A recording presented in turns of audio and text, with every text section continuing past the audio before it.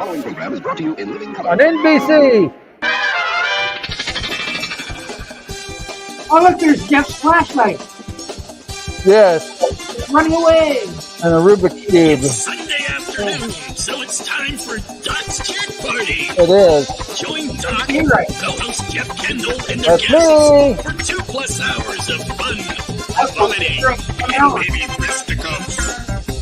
And now, here he is, your host, Doc. Docus.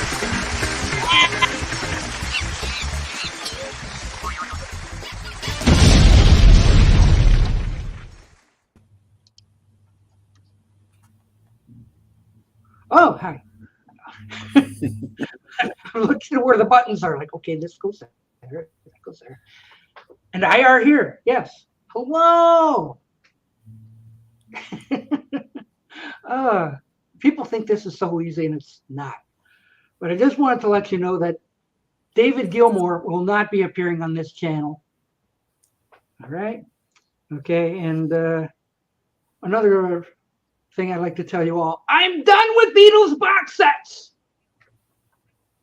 Just letting you know. Okay. No, it's not Wednesday. It's Sunday, Ollie. It really is. Yes. James Farley's out there. Hello. Yes. Hello. Yes. And how am I? I'm fine. Gary. Detroit Tigers are in the playoffs. Yes. Yes. And oh, howdy, Ollie. What? No Pink Floyd? No. Sorry. No. And don't even think about Oasis. Forget that. So thank you all for coming. And if I can find the right button, I'll let you know how well I appreciate you all. I here. bid you welcome. Yeah, very good. I got that far. Now what can I do? All right. Push this button. Okay. All right. So anyway, yeah, we have extra special guests here, like Jeff Kendall. Look at that new hat. Ooh, that hat fancy. He looks like he just he looks like he just got off his motorcycle. Yeah. Yes. Okay. And oh, look, Captain America, Tim Allen. No. Captain. Oh, yeah. Oh, very Those good. guys. Very nice. Yes. Hello. No, David Gilmour's not coming. I think he's rehearsing. He's fixing to go on tour because he released a new album not too long ago. Oh. Well, he's not coming on my channel either. No, he's too busy. So Playing his- don't even playing think about it. You're never going to see David Gilmour here. Playing his guitar. So, like, sorry to disappoint. Sorry, guys. Yeah, whatever. Mm-hmm. Okay. It happens, though. It's Sunday, so. Yes. And don't run off and watch that Rick 9G because he's full of poop. He does not have film footage of Curly having a stroke. Stop it. Just stop it. It doesn't exist, does it? Pardon me? The actual footage of him having a stroke doesn't exist. Number one, he doesn't have any footage to begin with, just stills. Oh, okay. I mean, his thumbnail showed Curly just doing one of his curly faces, like, ooh. And he points an arrow at it, like, look, Curly's having a stroke. Curly's having a stroke. Mm-hmm. And then he's crying in the part underneath that says, like, hey, I'm on my way to $150,000 or dollars. 150,000 subs. Oh, please help. Oh, I don't have enough subs for the crap I put up. Please. Gee. Can't stand that guy. Well, Jeff knows Sophia Loren. I share a birthday with Sophia Loren. That's good enough. But She just turned 90. Yeah. Day Tripper, hello. Hello. Look at all the fabulous people out there in the Hi, scene. Christian's out there. And Jimmy Nickel. Been a while. Yes. Mm-hmm. And Walt Balding. I wish I heard that. On here. That's like a please, like we're talking about Dave Gilmore. He's coming to the Hollywood Bowl late in October. I Yeah, can't American wait. tour. Mhm. Yes, cool. That's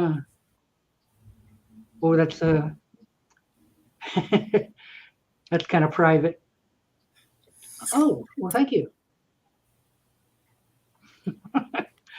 Doesn't anybody else look great? Look at you got a new No. hat over there and everything, and that lovely American Beatles. Is that hat bought with blood money? How'd you know? How'd you know? Yeah, and not only that, it's 5 o'clock somewhere in the world. Have a drink. It is. It is. That's true. Have a drink on us. Yeah. Yeah. Have, At least have a, I had a bruise on this arm. It's gone. So. well, yeah. When you get to be a certain age, the more they poke you, it takes longer to heal up. Mm-hmm. So you're gonna look like a sieve pretty soon. Yeah. Well, there wasn't a bruise on this arm. So yeah, it's okay. Wow. I don't know. I worry about you, Jeff Kendall. Oh, I'm actually. I start to worry, but then I see that money on that card, and then I don't worry anymore. I don't know. 117. I have some friends in the area. Yeah, it's hot out there. 117 in Phoenix. But it's a dry heat. Dry heat. Yeah. Try going east. It's a little on the damp side from some hurricane. Mm-hmm. Oh, what a mess that is. Those monos. Somebody can have my job. Those mono Beatles LPs are going to. No, they're not. There's an interview with the guy that cut them. No, they're not. They're boosted. They're going to sound better than the originals, but they're those mixes. Just not huge names. So there's going to be more bass and more treble. They're not squashed the way the originals were, but they're the same mixes. I don't know. Maybe you should ask. Just stay tuned. Spring, let's see. Spring Hill, just ask and say, Peter Boothroyd, would you make an appearance? Maybe he'll make an appearance. So we'll see. If I hear it's a dry heat one more time, I'm going to slit my wrist. Well, yeah, but when you slice your wrist, you get money. Just ask this guy. Well, I won't say it because I kind of like you, Day Tripper. Yeah. Well, Balding Boomer loved the original mixes, particularly the stereo ones that were dexterized. Oh, the stereo ones are mostly fake. Well, largely fake stereo, about 50-50. So, Mr. Boomer, are you getting that box set that's coming out then? So it sounds like he's pretty much made up his mind. They're sold. I'm for the mono on everything but Beatles 65. Yeah. Beatles 65 is a good stereo mix. Yes. I clicked on you. Come on. All right, George. George, hello. Well, I know. Peter is a terrific. We could all agree on that. Fantastic. Maybe he'll come in. Yeah. Well, I don't believe anything Professor of Rock says anymore. Yeah, who cares what he says? Like I said, there's like a 7-minute interview on YouTube with the guy that cut him. I forgot his name. But he said exactly what he did, exactly what the process was. He had the tape boxes behind him. He's like, these are the boxes. I don't know. I saw the Professor of Rock come on my recommended, and this guy used toilet brushes made a #1 hit. Oh, come on. Which kind of is unfortunate in a way because some of the mono mixes were stereo fold downs, but they're going to be authentic, and I guess that's the point. But run out to your record store and get them now. But slightly, they should slightly sound better than, not drastic, but they should sound slightly better than the originals. Oh, Matchstick Man. Wow. Beatles' second is a good stereo. Well, some of them are. Most of them have at least a few fake stereo tracks or maybe even a mono track. 65 is all true stereo except for the single. I Feel Fine, She's a Woman. That's fake stereo. The rest of it's real stereo, and it sounds great. You know, they I would like have those bonus tracks. I like the American 65 sound better than I like the British Beatles for sale. It just sounds great. Yes. Very lively. So. Oh, this is true. A professor of Gilligan's Island is someone you can trust. He knows a little something about everything. Yeah, I was watching some Gilligan this morning. He knows a lot about coconut. Oh, no. No, Yop is better for you. Yes, some Yop would be really good, better than milkshake. Yop is what you should be drinking. Now, are those hard milkshakes or those regular milkshakes? I don't know. Bruce Spizer's a lovely guy. Just don't ask him for his autograph. He'll be there all day. He writes a book. No. Oh, real slow. Well, he doesn't want to smudge anything. You know? Sorry, Bruce. We love you, but I love the stereo Dexterized. She's a Woman, I Feel Fine. It's more exciting. I agree, Tim. Yes. Okay. I used to, but I kind of like the UK ones now.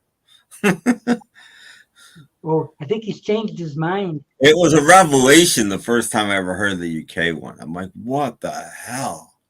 I mean, most of the time you listen to a UK versus a US mix, and it's different, but it's not that different. But She's a Woman and I Feel Fine. We're like, whoa. But I mean, those guitar stabs will sound so much better now. No, just like I said, because of the turntables of the day, they couldn't take a lot of bass, or your needle would jump, and they couldn't take a lot of treble, or one speaker would distort. They shoved those into the middle. You know, they took away bass, they took away treble, and then they pressed the records. And they're gonna undo that on these new ones, and that's what the guy that cut them said. That's all they're gonna do. Is they've restored the bass and the treble to where they should have been, and that's it. And then it's that mix. Oh, no! It's partridge time. What are you doing with one of those? Hey, it cost me $7. Wow. Well, welcome to the club. Now you got to play it.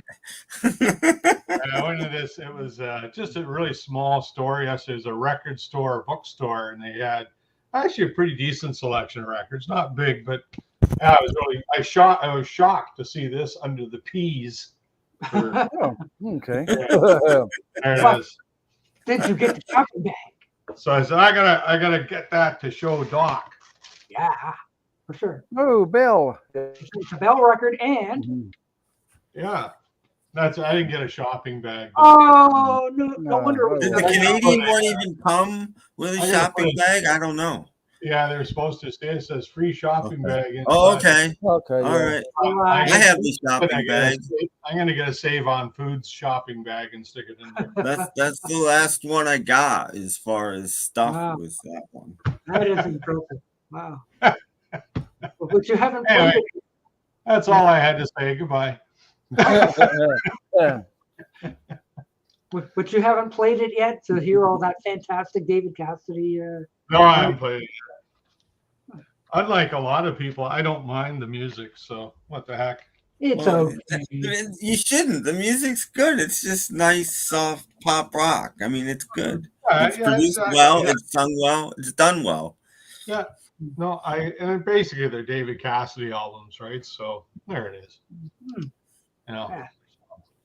Yeah. You have to bring your own shopping bag these days. Yeah, well, I can swap it out if I get tired of one. I can just put another one in there. You know. Yeah, costs $3 for $1 to buy those shopping bags. Yeah, Well, my our grocery store doesn't even have them anymore. They've got rid of them completely. Well, yeah, we don't have them either, but you can buy the canvasy type. Yeah, we get those. It's funny because when you go to the self checkout, they still ask you how many shopping bags do you want, and there's none there to sell you. Hang on, yeah, I want 50. Oh, sorry, we don't have any. Yeah, but they'll charge you like $18. Yeah, they'll still charge you for them. You just don't get them. You just don't get it. Then you can sue. Mm-hmm. Well, I don't know. I think I'll just not. I think I'll just say 0. Easier just to say 0. Oh, Yop. So somebody went and researched Yop. Okay. Yop is a product originally from France and is produced.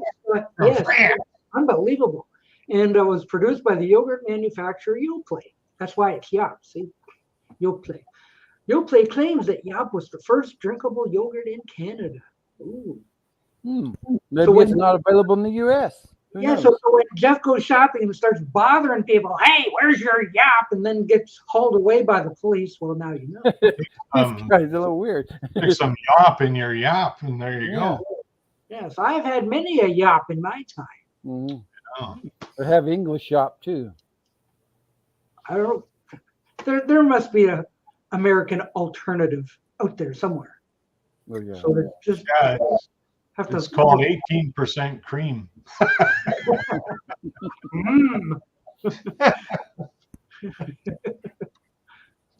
What? Yeah. I clicked on it. Come on. Japanese seaweed.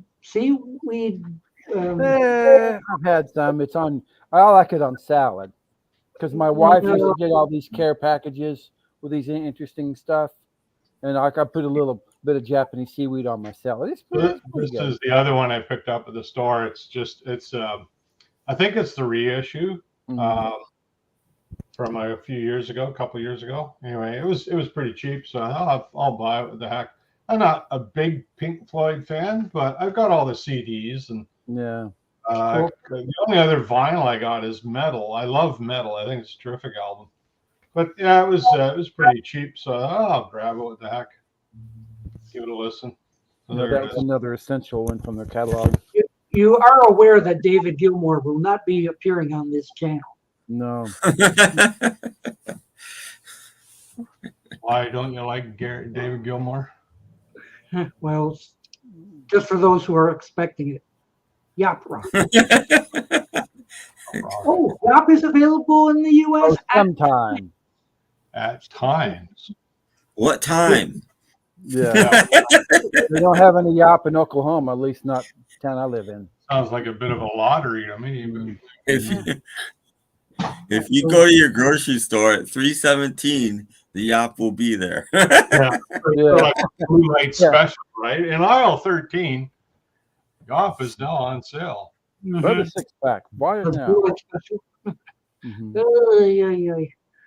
Okay, well, since Gur showed us a record about Jeff Kendall, shows us one too.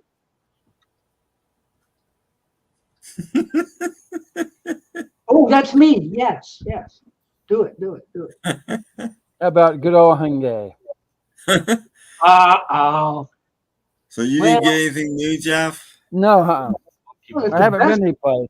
Next week will be probably yes. You got all this blood money and you're not going out and spending it on. Well, I'm buying groceries. Dollar CDs. I've got more money on my checking account. See, he has cats to feed. I got that extra cat food. Uh-oh. How about you? I just found some movies. I went back to my thrift store and movies were still on sale, but they don't tell you this. You check out, or I would have got the things I would have got. But I was talking about this last week and it was still there and I bought it. Anybody remember this from? I remember this from school. Oh yeah. I have a couple of those. Yeah. Yeah, they're all. Yeah. The original ones. So for 50 cents. For 50 cents, I picked this up because I'm like, this. Davey. I want to see that again. Baby. And this was still there, astoundingly, after like a week of 49-cent DVDs. Trading Places Oh, was okay. still there. So I picked it up because I don't have it. And I picked this up because it's Gene Hackman and it's a Warner Archives. I don't know what it is. Okay. Sandy's Bride? Yeah. Yeah. Not heard of Yeah, I that. have no idea. But it's on Warner Archive, and I generally pick up Ooh, Warner Liv Archive. Ullman's in it, so. Yeah. Never heard of it. And because I'm an Anglophile and it has Julie Christie. Oh, okay. Terrence Oh, Stamp. Terrence Stamp as well. And Far Alan Bates. from Maddening Crowd. That's it. That's all I got since Interesting stuff. Thursday. Mm-hmm. Do you have anything new, Doc? Well, I just picked one up off the shelf. You know, just random. Remember this one, Jeff? Oh, yes, I have that one. Remember how much you paid for that? I paid $1 for it last week. And you paid more than $1. $6. You're $6. Oh, you paid $5 more than I did. Oh. That's almost as expensive as my Partridge Family. Yeah. Isn't that sad? You know, like I thought I got a deal. Like, oh, $6. Oh. And It was a nice. and that's American, by the way. Right. It was a nice So, CD, like, even though. Like $8 or something. Yeah. And I thought I got a good deal. Got one for 99 cents. Even though the wreck of the Edmund Fitzgerald isn't on it, it's a nice disc because I listened to it and it's good. It came out before that album. Yeah, actually. yeah. There's some good stuff on that. Mhm. That's a really good CD. And you know, he re-recorded about half of it because he didn't have. They were all United Artists, and that was on Reprise, right? So he had to re-record the songs in order to put them on that album. So. By the way, Yop does not contain fruit pieces. Oh, it's drinkable, yeah. Completely liquid, yes. No chunks of anything in there. Do you remember when he was lost on the train and it was all alone, all alone? They used to show that on my local network when I was real little. And there was an episode where he got stuck in the cave and they didn't, he almost fell in. Was that Davy and Goliath? Davy and Goliath. Yeah. Now, we're talking about the original Davy and Goliath. They came back a few years later and made some more. But these are the original ones. Yeah, I don't really remember this. Just it looks familiar to me, you know. I mean, I don't. So. Yeah, here where I live in Oklahoma. This is 2, so apparently there's 1 and there's maybe more. I don't know. I think I have 1 and 3 somewhere. They used to show in Oklahoma. They showed it on Sunday morning before the singing, the Jubilee gospel. So I'll be watching this at some point to see if I remember anything. Jeff, did you ever go and get that Batman Season 2 Part 2? No, I have never got it. Never got it. Though. I will. It's on the list. Today's episode was the Catwoman episode where she goes to school. Oh, okay. Yes. Never too late. Never too late. Well, she had ulterior motives. No, not Catwoman. Which is the one when Leslie Gore comes on, or is it already gone already? I don't have the episode guide that shows the, but it reused my favorite Batman joke. You know, like Catwoman wants to meet Batman alone, and kind of like make sort of romantic advances, and Batman says, "What about Robin?" "Oh, well, I'll have him killed."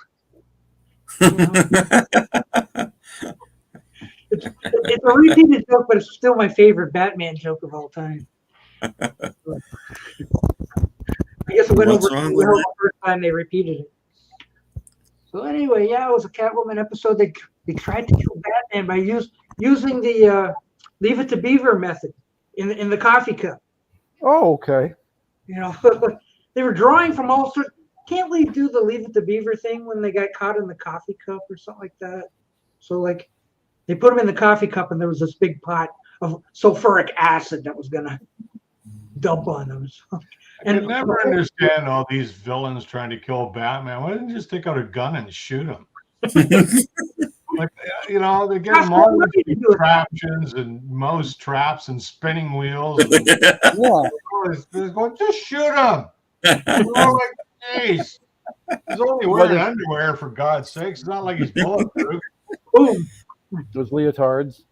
But he wouldn't come back next week, see? Robin would be by himself. Because you know, the villains never had guns. They never had guns. No.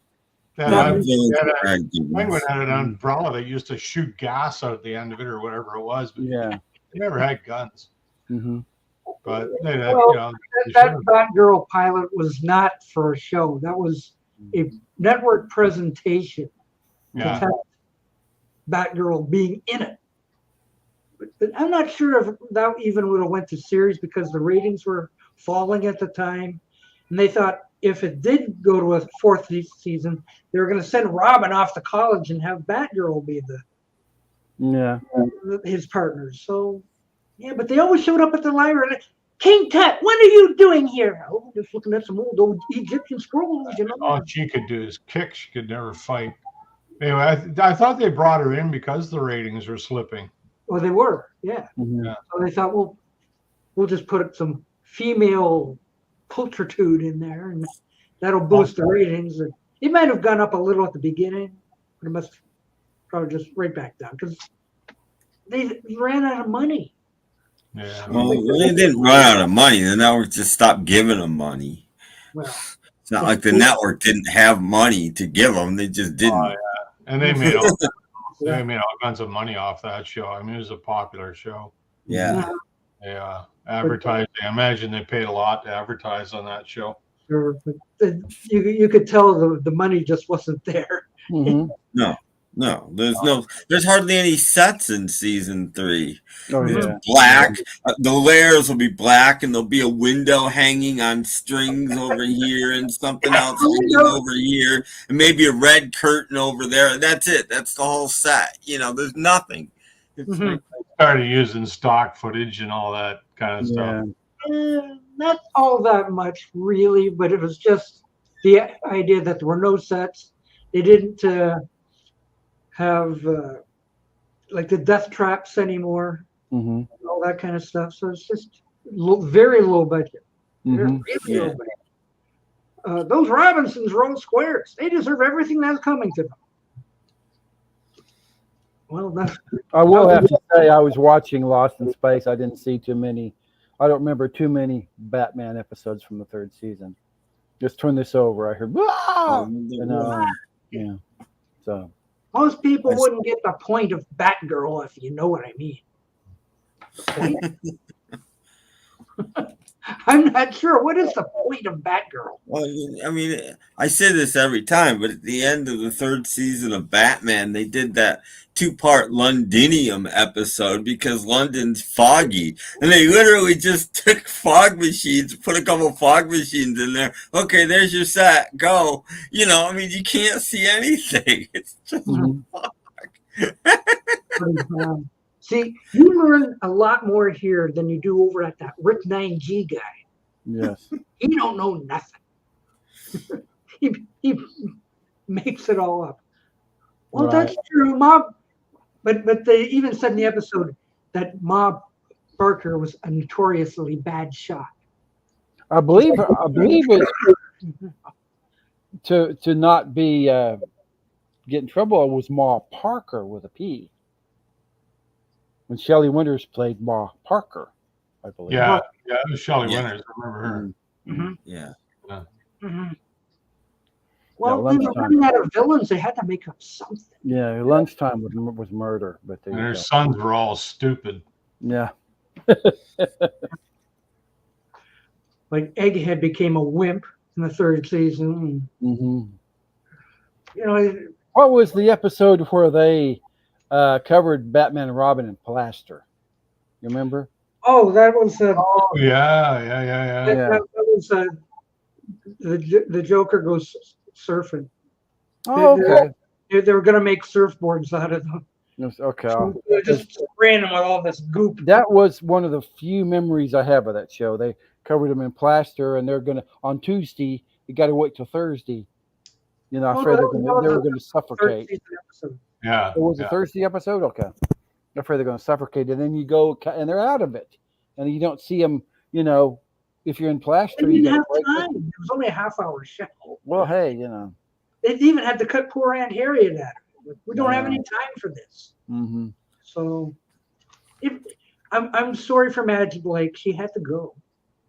They tried to shoehorn her in, and I think the one was it the Londinium episode? Like she happened to be on the same boat, and I got on the same boat, and I thought I'd surprise Miss Brucey and Dick with them, just being here. Hello, and then they forgot about her. Mm-hmm. You were lost in the fog. Yeah, and she had her son in the basement, so Her son. Well, before she was Aunt Harriet, she was Larry Mondello's mom on Leave It to Oh, Me. I see. Sometimes you never know. I know. There's a relation there. Mm-hmm. I don't know. They're showing Gomer Pyle on. You don't like Gomer Pyle?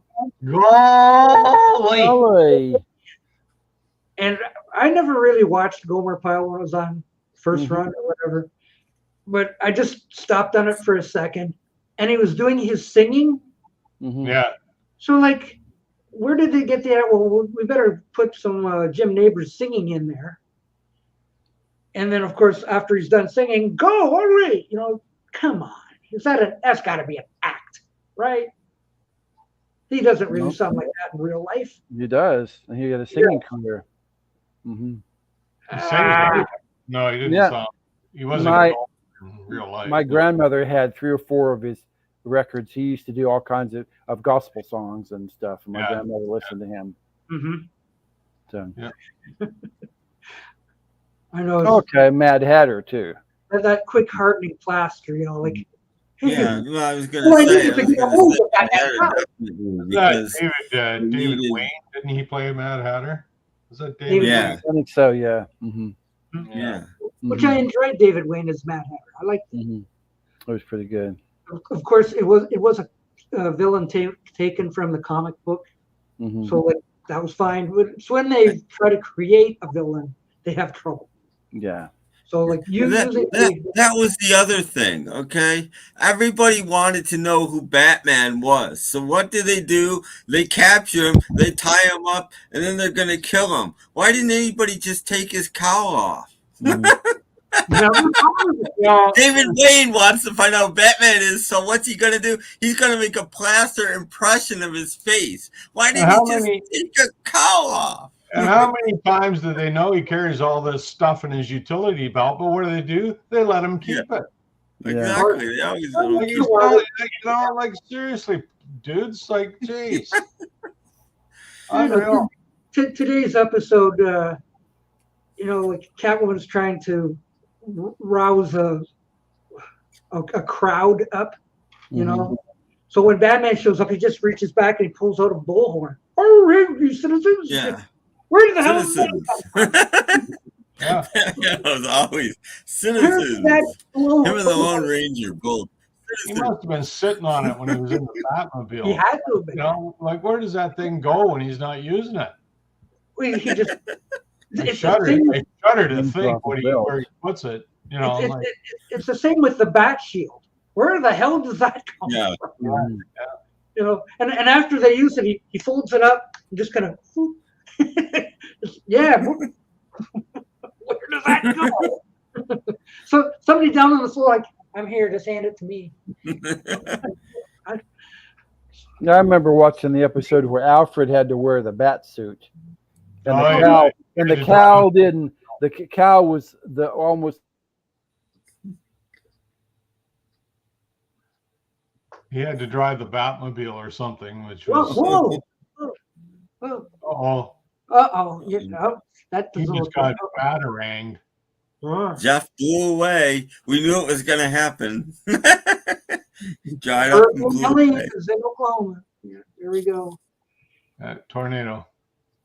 No, the episode which I think he's talking about was they had Alfred in the costume, but standing on top of the building, and Robin was talking to Commissioner Gordon on the ground, and like, gee, Batman looks kind of thin these days. Are you sure he's feeling okay? Yes, Commissioner. He's And he grew a sure mustache. he gets his vitamins. Yeah, He grew a mustache as well. Yeah. not supposed to notice. Alfred kicked somebody's butt. Yeah, I remember him going like this a few times on somebody, but he's got his flying nun hat on. Hello. Oh. Hello. You gonna pay us a visit?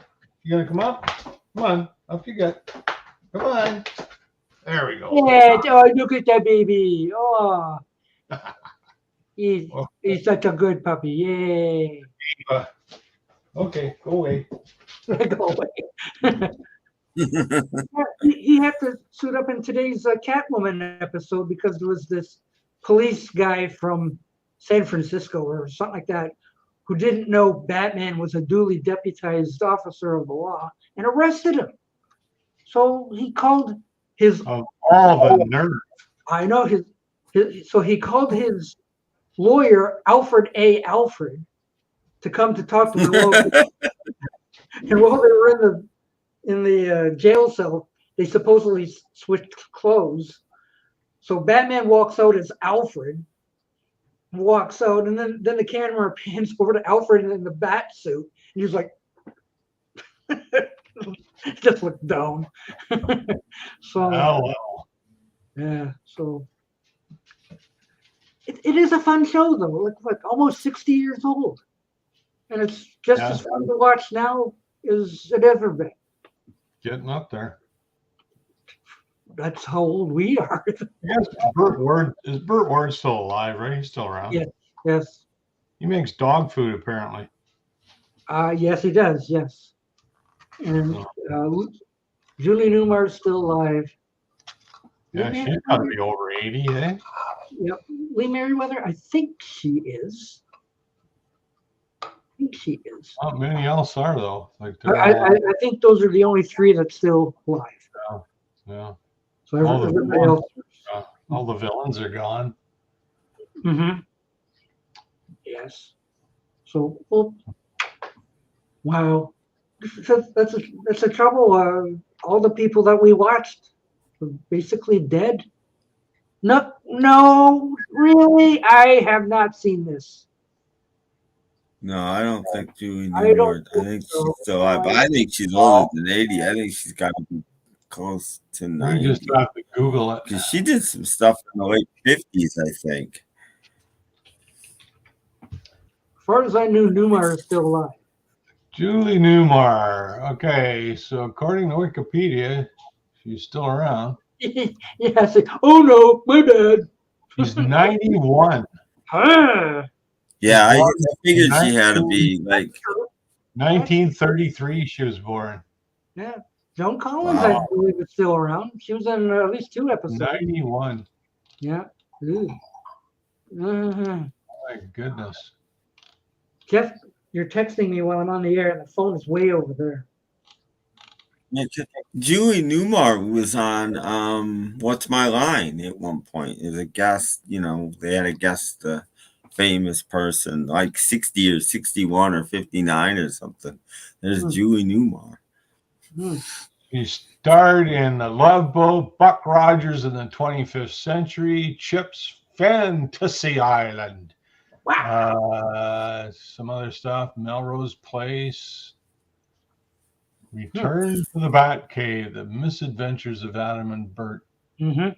Documentary, TV movie or something. Anyway, yeah, a few things. Yeah, but I will tell you who died this week, though. It's Maggie Smith has gone to the great hereafter. Today, yeah. Yeah. She was 91, I think. There were 3 Mr. Freezes. Oh, was there really? Yeah. Yeah. Oh. Yeah, there's 3 Mr. George Freezes. Sanders, Otto Preminger, and who was the third one? Help. I forget. He's a little guy. The third one is the little guy, but I forget who he is. I just It wasn't remember. Jose Cuervo, was it? It Uh, was somebody foreign. He was like the second last episode in season 2 or something. Charles. I don't think Charles was. Eli Wallach. Eli Wallach. Was it Eli Wallach? Yeah. He played him. Interesting. Okay. Yeah. What's that now? He was in The Good and Bad and Ugly. Yeah, but who He was great in that. That was a fantastic role for him. That was he did a really good job. Hey, Mr. Gurr, you're being robbed. Oh, that's just somebody's outside and she's barking at them. Okay, I gotta close the door. Wally Cox was the best bookworm. No. No, I don't think Mr. so. Peabody. No, Wally No. Cox was Underdog. Yeah. Mr. Peabody. Everybody knows the bookworm was Roddy McDowell. That's true. You can't go wrong with what Rick 9G says. Oh, God. I just wanted to reach through the screen and whack him. Is that what he called him? McDowell? Yeah, McDowell. Roddy McDowell. Cool. And then I forget which ones. And Batgirl's costume was made of sequins. What? Sequins? I don't think so. He lost me. When was that? Well, that must have been back in the springtime. He was coming up with all this crap. I'd never heard of this guy. Who's it? Rick 9G? Rick 9G. He's such a sweetheart, though. Oh, what's his think positive or something? Or Stay hopeful. stay hopeful. Thank you. Yeah, or be hopeful or something like that. So like, what? He's such a Be nice hopeful. guy. Everybody loves him. He puts up to this bullshit. Like, geez. And the man from Oklahoma wants a link. Maybe. So this is I see I'm on his channel here now. It's got a lot of subscribers. Yeah, right now he's trying to tell you that he's got film footage of Curly having a stroke. He doesn't use any footage. It's all, he only uses still photos, but then, like, he doesn't have any footage of Curly having a stroke. Wow, is Jeff coming back? I don't know.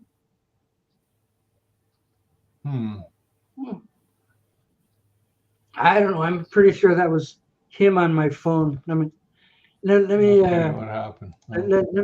Maybe the hurricane got him. Ooh, I don't know. I do not know.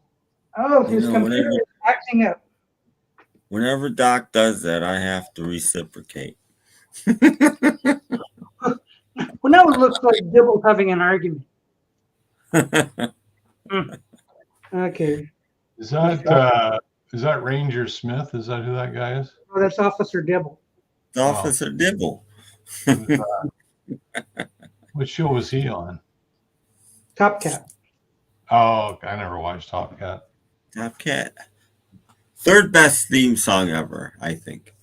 Mm-hmm. I don't know. Okay, Most so dependable Top Cat. as soon as I finish typing this, I used to watch Batfink. see. Batfink was my hero. Who's that? Batfink. Oh, Batfink. I've never really seen Batfink. Oh, that's funny. No, I don't think I blocked him, but You did. There's my favorite episode was when he's going after Stupid Man. And Stupid Man, he gets him. He's surrender, Stupid Man, and Stupid Man says, "I would, Batfink, but I'm too stupid."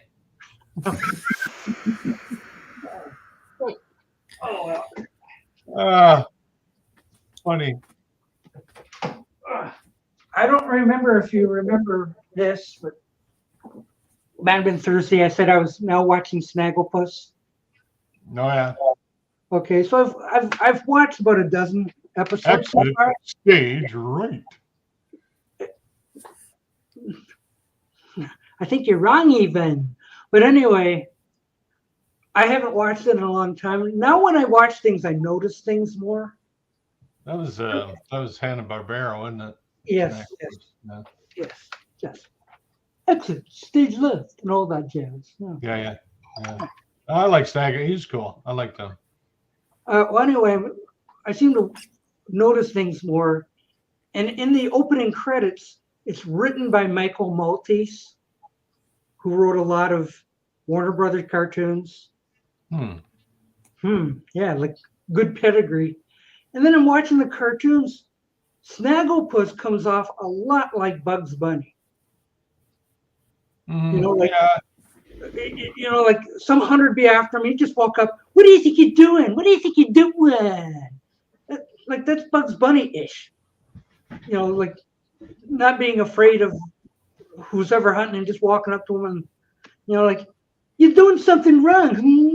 Like So I noticed something on when I was looking at this great record that I bought. Yes. It's great.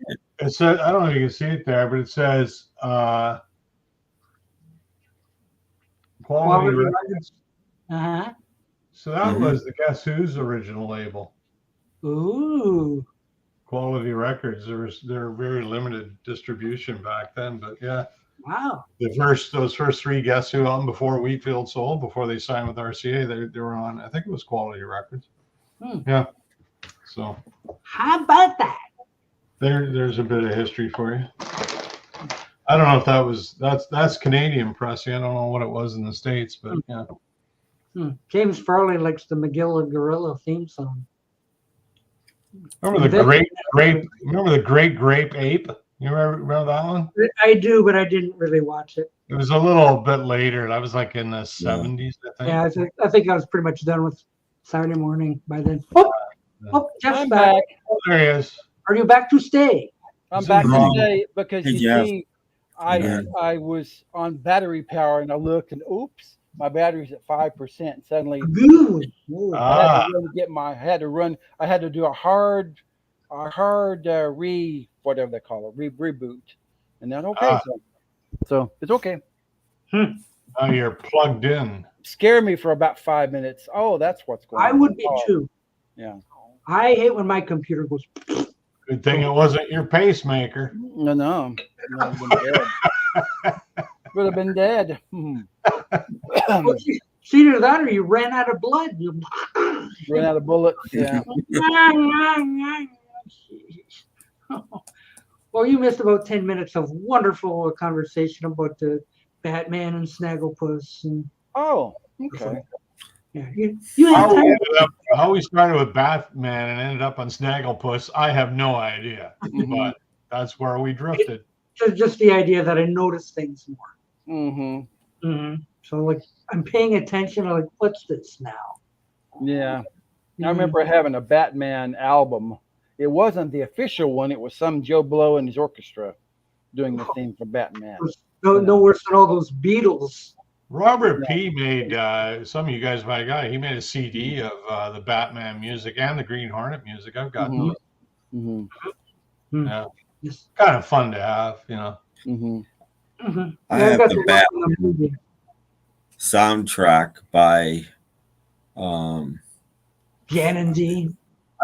No, I think it's I get them confused. Nelson Riddle, I think. Oh yeah, he did.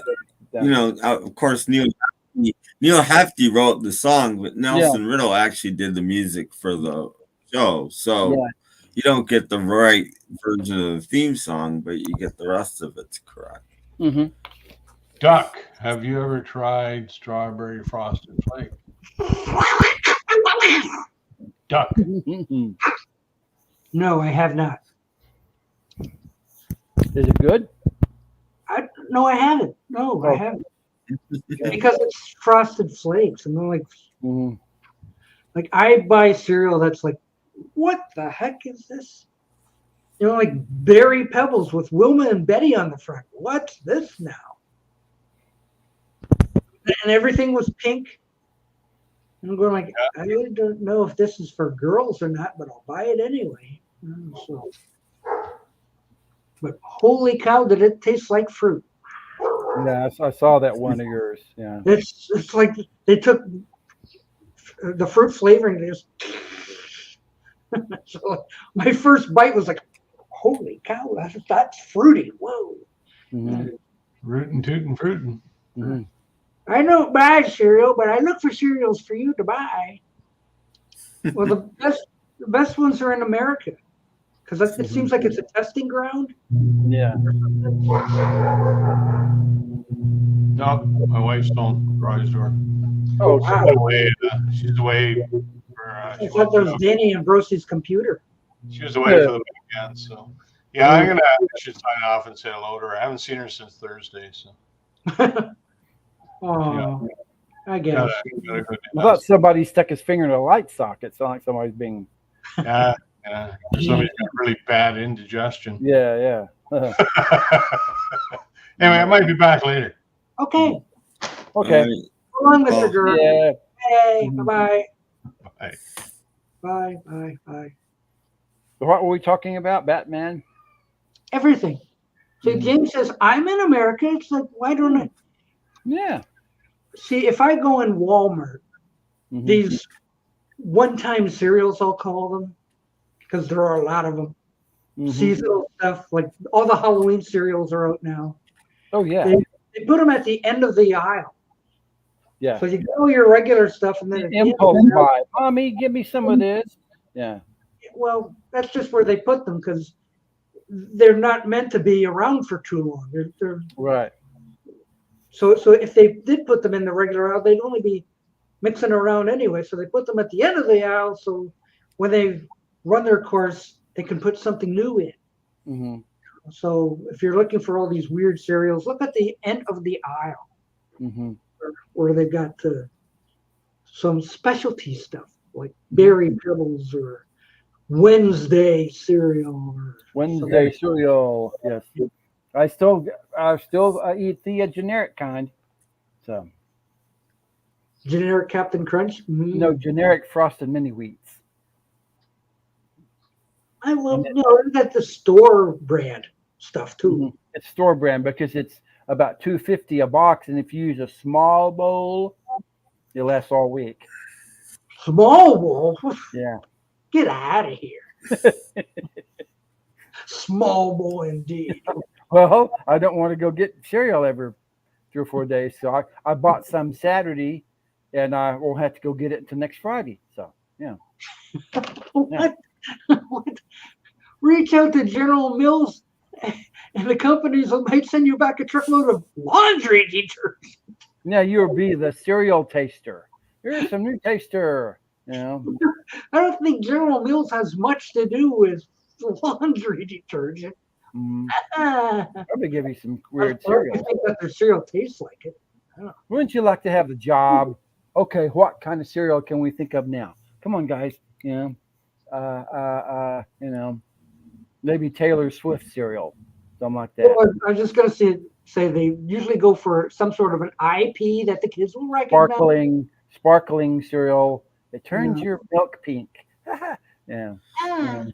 Well, if they haven't come up with a Taylor Swift cereal yet, they ought to. No. Because the girls are just waiting for it, I'm sure. Yeah. So, yeah, even Wilma and Betty got a cereal. They did. Yeah, but being that it was at the end of the aisle, it may not last. It's a test market type thing. What? It's a Brady Bunch reference? No. Okay.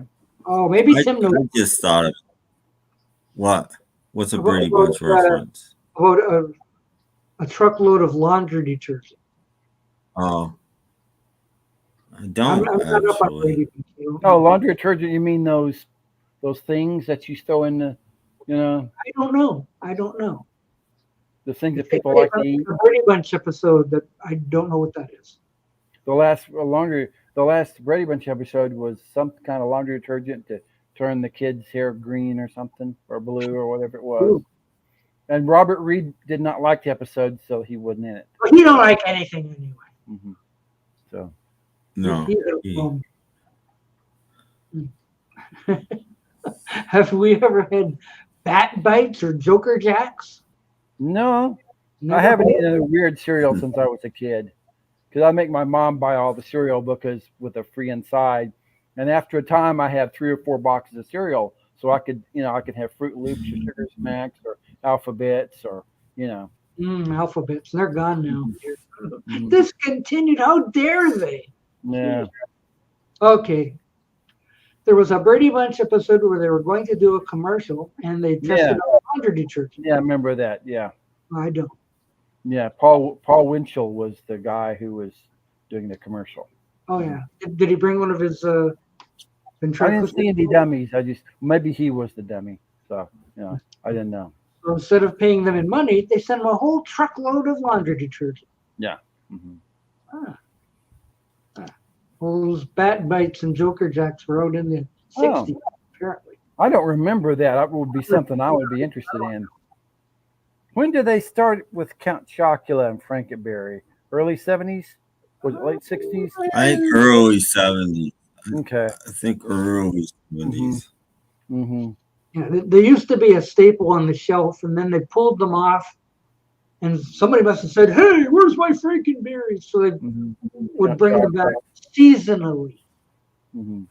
So even when I was in the supermarket over there buying milk for 99 cents, they had a whole display of all the monster cereals, and they had another one called Carmela something. Yeah, Carmela, the Sherry to do what's that movie? Well, she was a spooky lady, I guess. Yeah. Mm-hmm. But it was Carmela something. Carmela cereal. Was it red? I just walked by and I went, female vampire, so. I kept going. So I didn't really stop to analyze it. Does anyone here remember Paul Tripp's birthday house? I don't think it was a TV show. I have no idea what that is. I don't think it was shown here if it was. Do they have cereals that are regional? Yes. I'm sure they do. Yeah. Because when they test market cereals, it's in a certain part of the, like it doesn't roll out national. They'll say, well, maybe in the Northeast, we're going to test market this something or other and whatnot. Yeah. Yeah, 71 Frankenberry. That sounds about right. And Count Chocula. I don't know if it still is. Do you know what the biggest test market city in America used to be? It might still be. I don't know. I'm going to say like Cincinnati. I lived there for your close. I lived there for a while. Dayton, Ohio. Oh, really? I was darn close. Dayton, Ohio used to get everything because it was the big test market. When McDonald's wanted to try hot dogs, Dayton, Ohio was the first place that got them. Most new product. They get test market. They did. I don't know if they still do. Dayton was the place. And then your Big Lots was cool there because all of that stuff that didn't work out and didn't sell was already in Dayton. So Big Lots bought it and the Dayton stores got it. Yeah, my wife said even in McDonald's they had McPizza for a while. Yeah, we had that. Yeah, no, they did. They did. Yeah. Yeah, I liked it. Their McPizza was good. Their hot dogs were good too. Hot Let me dog. curious cereal. Well,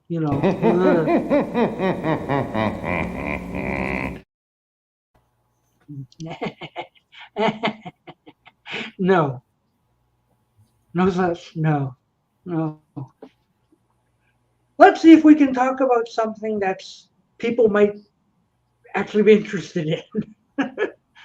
I doubt it. Supposed to have another album come out. Did you hear about this one? A new Paul McCartney album, October 14th. Well, I heard rumors a couple weeks ago, but that's all. I've seen it on 2 different things on Facebook. I don't know if it's true, Yeah, but when you try to Google it or anything like that, nothing comes up. But Paul McCartney does that. He doesn't. He just goes, okay, here's a record. So So Yeah, no, he doesn't. He doesn't promote anything. He doesn't give you like 13 different covers. variants or Yeah, go on every talk show in the world. He doesn't do that kind of stuff. Wait, They yes. re-release it in 6 months. Deluxe edition. But I was watching somebody's video yesterday, and I forget who it was, but I was teed off because somebody was talking about this person. They're doing variants and stuff, and it was Beatles something, I think. But I'm like, it wasn't Beatles. It was somebody else. But it's the Taylor Swift thing. She started the variant thing, and I'm like, no, McCartney did with McCartney 3. Mm-hmm. Where have you been? You know, McCartney started the huge variants thing. Mm-hmm. Mhm. But they're saying, oh no, this is a Taylor Swift phenomenon. No, it's not. It's a McCartney phenomenon. Yeah. And it was very successful. So, like, why shouldn't everybody else do it? Yeah. But you know, it's like when everybody says that you invented the Partridge Family thing, Doc. You know, no, you didn't. No, it's right there. Yeah. That guy right Well, there. McCartney kicked off the variant thing with a huge bang. Mm-hmm. That was him. So will there be? Well, we don't even know if this thing is true yet. Like October Right. 14th. Well, I heard a couple weeks ago that he's finished an album, that it's in the can, and when it's gonna this year, early next year, there's gonna be a new McCartney album. Mm-hmm. But Somebody somewhere said that can't be true because McCartney habitually or whatever releases new albums in May. no. In fact, McCartney 2 came out in January. McCartney 3 rather came out in January. Yeah. And Egypt Hey, Jorgen.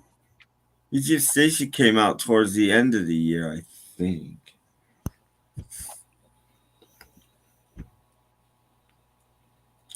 Hi, Jorgen. What's up, Jorgen? I'm trying to do this Vulcan salute. No, that's not. That's This not is- Vulcan salute. This is a Vulcan salute. Oh, This is the NWO salute. Live long and And prosper. also Texas. oh. If you live in Texas. See, in Oklahoma we do this. In Texas they do that. So. It's 49,150. I mean, for a little short period of time, since the James stream draw out to a very long time, so a little short showing. It must have been wonderful. Mm-hmm. Yeah. So, what was for dinner at James's house tonight? I thought he said he was going to have lasagna. If he didn't hear wrong.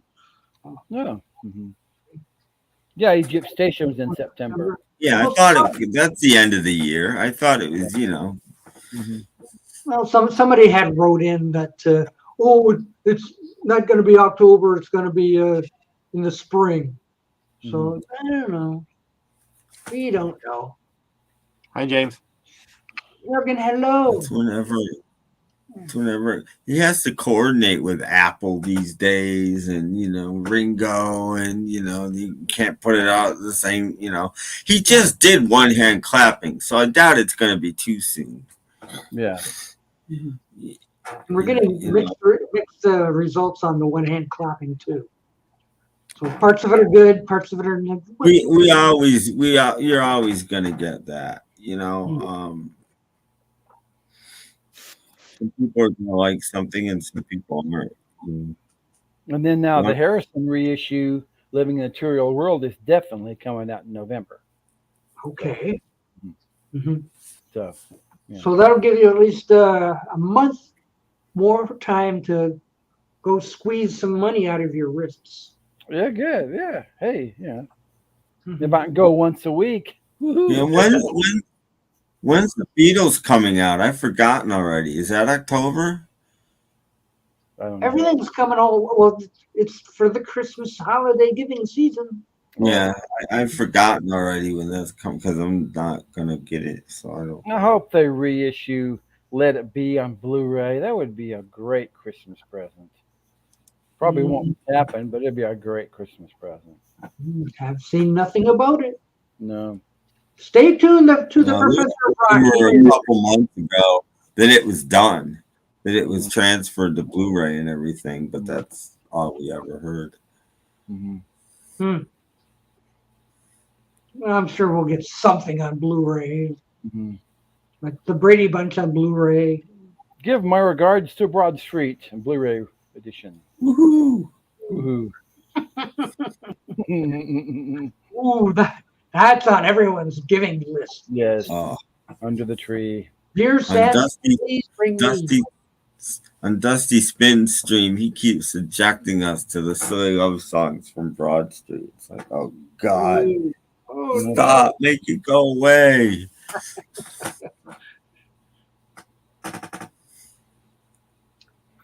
I see. Well, Jorgen, we'll ask you, do you have anything new? Do I ever? Uh-oh. Uh-oh. Yes. The Jorgen Show. Got stuff. This is the Jorgen time. Thank you, James. Thank you, James. I think I was at a retro fair this Saturday. They sold records, but I didn't buy that much because they are the original record fair next week. Yeah. But I found some stuff. First, Django Reinhardt. Later one, actually, without Stefan Grappelli and violin. Mm-hmm. It's the hot club in America. Yeah. And Lionel Hampton Quartet. Okay.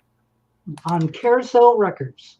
Mm-hmm. And I found a whole bunch of jazz 45s. Oh. And here I need to have a little. Hello. Hi, Trish. Hello. Here I need to have a little list because they are actually worth stuff here. Ooh. Whoa. Starting with this Art Blakey. Yeah. It's that Art Blakey guy again. Mm-hmm. And this is a kind of a soundtrack. I checked these just for fun. I checked it on Discogs and I got really shocked. This is actually on face. I paid for all of these. I paid 50 cents each. Mm. And this was actually worth around $22. Yeah, even Barney Miller's on that. Wow. Yeah. Oh, that. 1960 it says. We have. I'm sorry, I don't speak Swedenese. Oh. Tommy Flanagan, pianist. Mm-hmm. And this is a trio recorded in Stockholm, actually. Look at This that. this is worth around $14. Mm-hmm. $14. What? And the rest is Swedish stuff, but they are really worth stuff. This is a Swedish trumpet player called Jan Allan, Mm-hmm. a quartet. This is was worth around $25. Oh, okay. Now it is my favorite jazz musician from Sweden, Lars Gullin, a baritone saxophone player that I really like. This is Gullin and tenor saxophonist Rolf Billberg. Mm-hmm. And this is worth around $10. Oh. Expensive. And this Lars Gullin, still with Rolf Billberg, is worth. This one is a little softer. It is only in quotation marks $6. Mm-hmm. This one, Lars Gullin, with a quintet, worth also $10. Mm-hmm. And now, the main thing. This is Lars Gullin together with one of my absolute favorite jazz singers, Monica Zetterlund. And this one was worth $67. Wow. I paid 50 cents. Wow. Whoa. Ultra Bargoon. Indeed. Whoa. This might wind high up in my list for finding of the years when the year I draws think to an end. so. hmm Wow. Well, that was what I found. Wow. Wow, wow, wow. Yeah. Worth some money. Yeah. Ultra Bargoons. hmm Just when I was thinking that you must be going and getting blood out of your arm to buy all No. Sheesh, but yeah, what? We want to see your Lil Babs records? And I said I don't have any. I You don't think. have it. And if I have any 45s, I need to have some time to check that up because my singles or schlagers is a little bit, it's not in alphabetic order like the rest of the singles. So I need some time to check that out. You need to hire somebody to put them all in order Yes. Little Babs. so you can find them easily. hmm They are in these kind of 45 bags that you had in the 50s. Well, seeing all that, maybe we could check out what the album of the week is. Yeah. Look, it's Divine Disco by the Will Simmons Singers. So it's Christian disco. Apparently, yeah. Okay. I don't know, but they look like they're really ready for the disco. That's for sure. So they're dancing with the hand up. I can provide with a bonus album of the week. Okay. Right now. Bonus album of the week from Jorgen. Okay, what is it? This I found on yesterday on a thrift store. It is this. Oh, it's accordion guys. Yeah, Well, it's the awesome. they claim to be the Osmonds of folk music. No. I And don't know about that. they also claim to be 18-year-olds. Do they No, look like they're 18 years old? no, Maybe 30. no.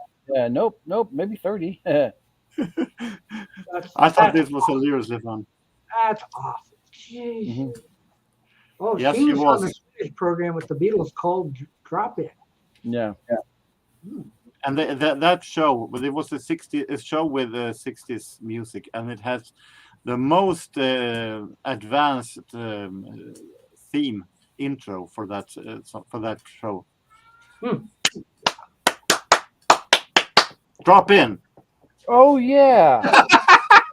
Where they showed a clip from that, and one of the members from ABBA was on it doing that.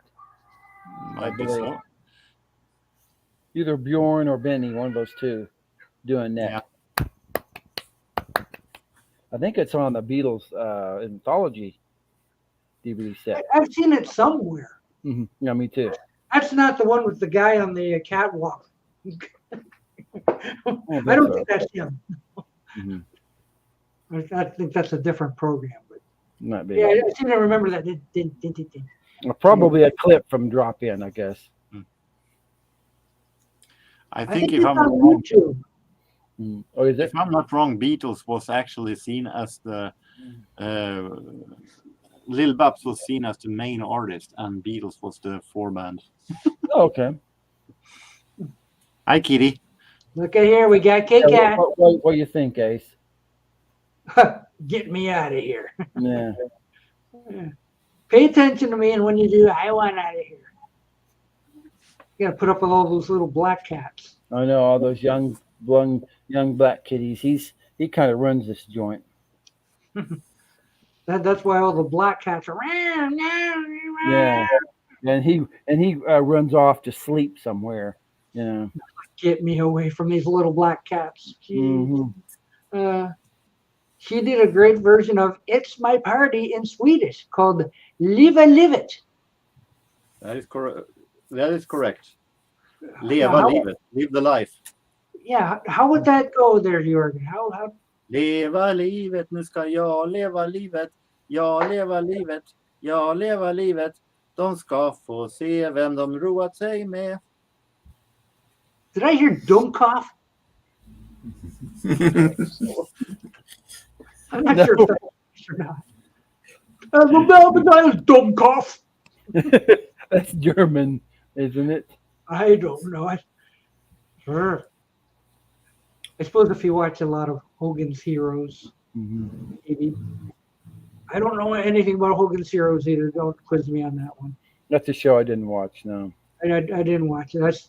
It's like the Gomer Pyle thing that was on this morning. Well, it's on all weekend.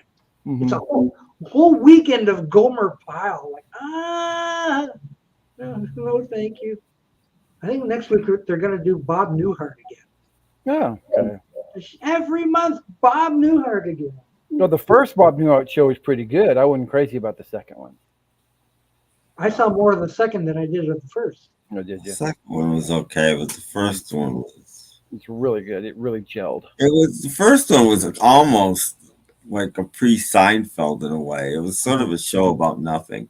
I mean, they had a Thanksgiving program, and you know what the Thanksgiving show was all about? Nothing. How when Rob and his sister, remember Rob had a sister? Bob had a sister on the show.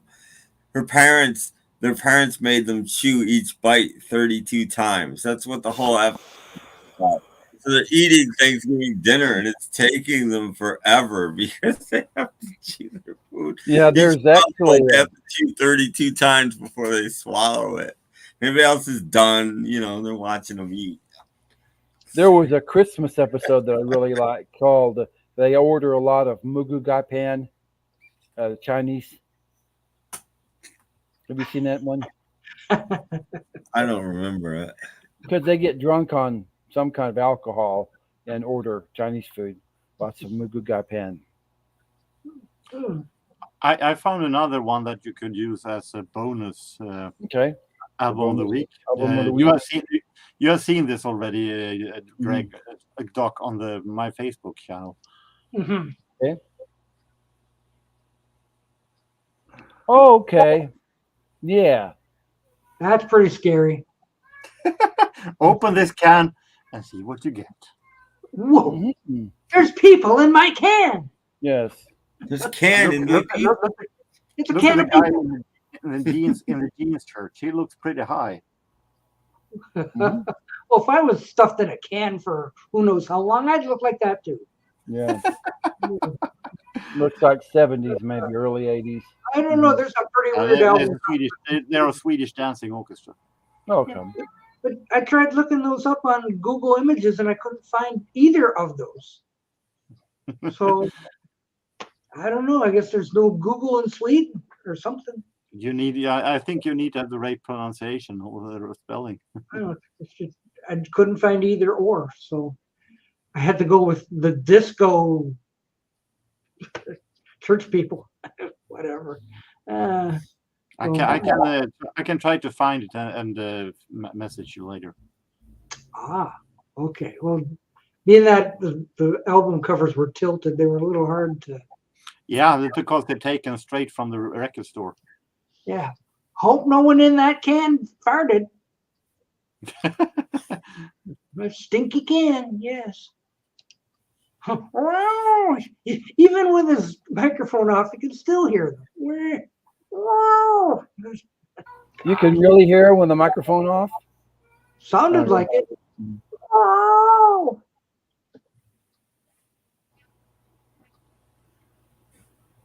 He's off now. He went in the kitchen. They're going looking for food. Like, all of his brothers are asleep, and I've got the big one here just sitting here with me, and he's just walking around meowing. So, Jorgen, I bet your students love what you actually do teach. I don't teach anything. I'm not a teacher. I didn't think he was a teacher. I work at a thrift store. Oh, Tim Allen loves thrift stores. He'll be right over.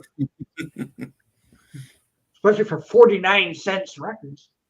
No, I'm looking out the window here. It's getting kind of dark here. Like maybe Hurricane Helene is coming.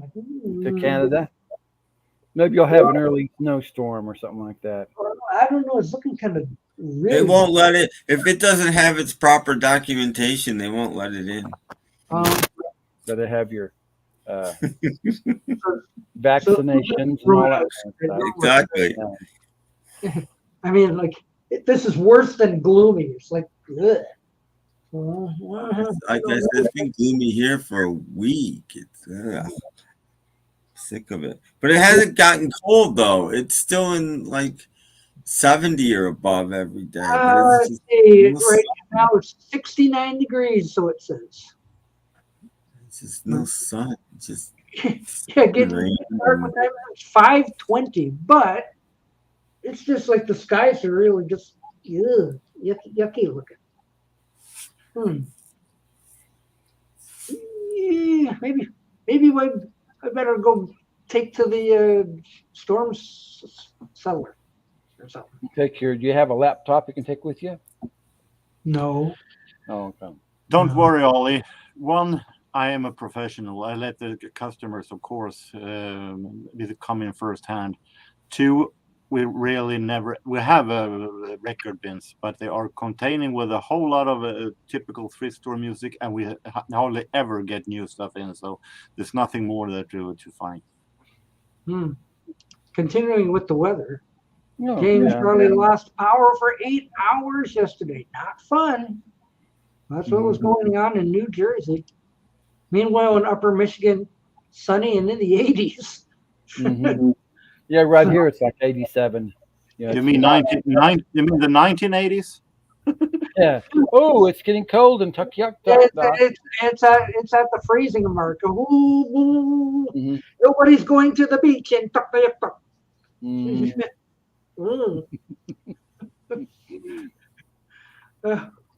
One of my friends was camping this week, and he went to the bar, and he was talking to different people, and one says, "Yes, I'm on my way up to Tuck-Yuck." Like, seriously? Seriously? Well, I'm told it's seriously. Like, yeah. I'm on my way up there. Like, yeah, it's a big mecca for campers or vacationers. Like Can you get the Tuck from where you're at? It would take a while. I was gonna say. You know, it's kind of like ice road truckers. You ever see that? Oh, I've seen it. I think that's. You might be better off to charter a plane or something. Or the thing the Robinsons used to have, the Chariot. Oh, the Chariot. Yeah, the Chariot. That might make it. Yeah, it's a long way to Tuck. But it's only 32 degrees up there. And it's only September. I know. And it's been snowing in Colorado too. I understand. Yeah, I heard that. That's new true. Snow. Crazy weather. All going to be a blizzard. 113 in Phoenix. Man. Well, it's starting to lighten up a bit. Okay, we'll see. He said good things about it. Better. Passing by me.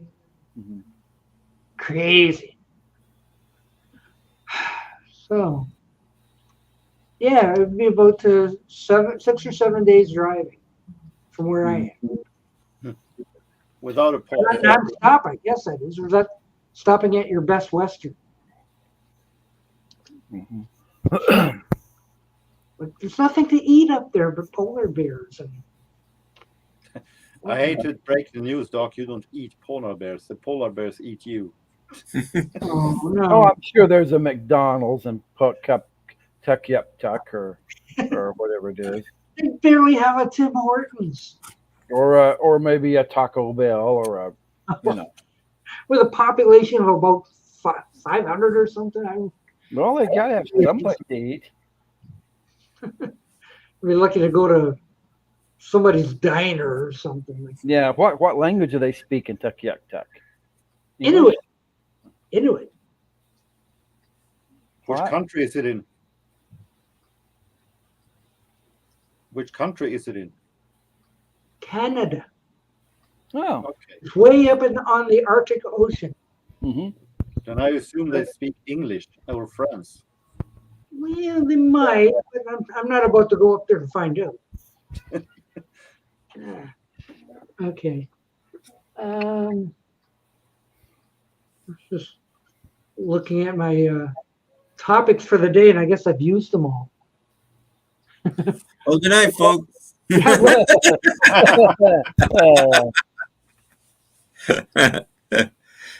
Maybe it's a good time to run a commercial. So, like, stay tuned. We'll be back. Are you fed up with constantly searching for the records you want?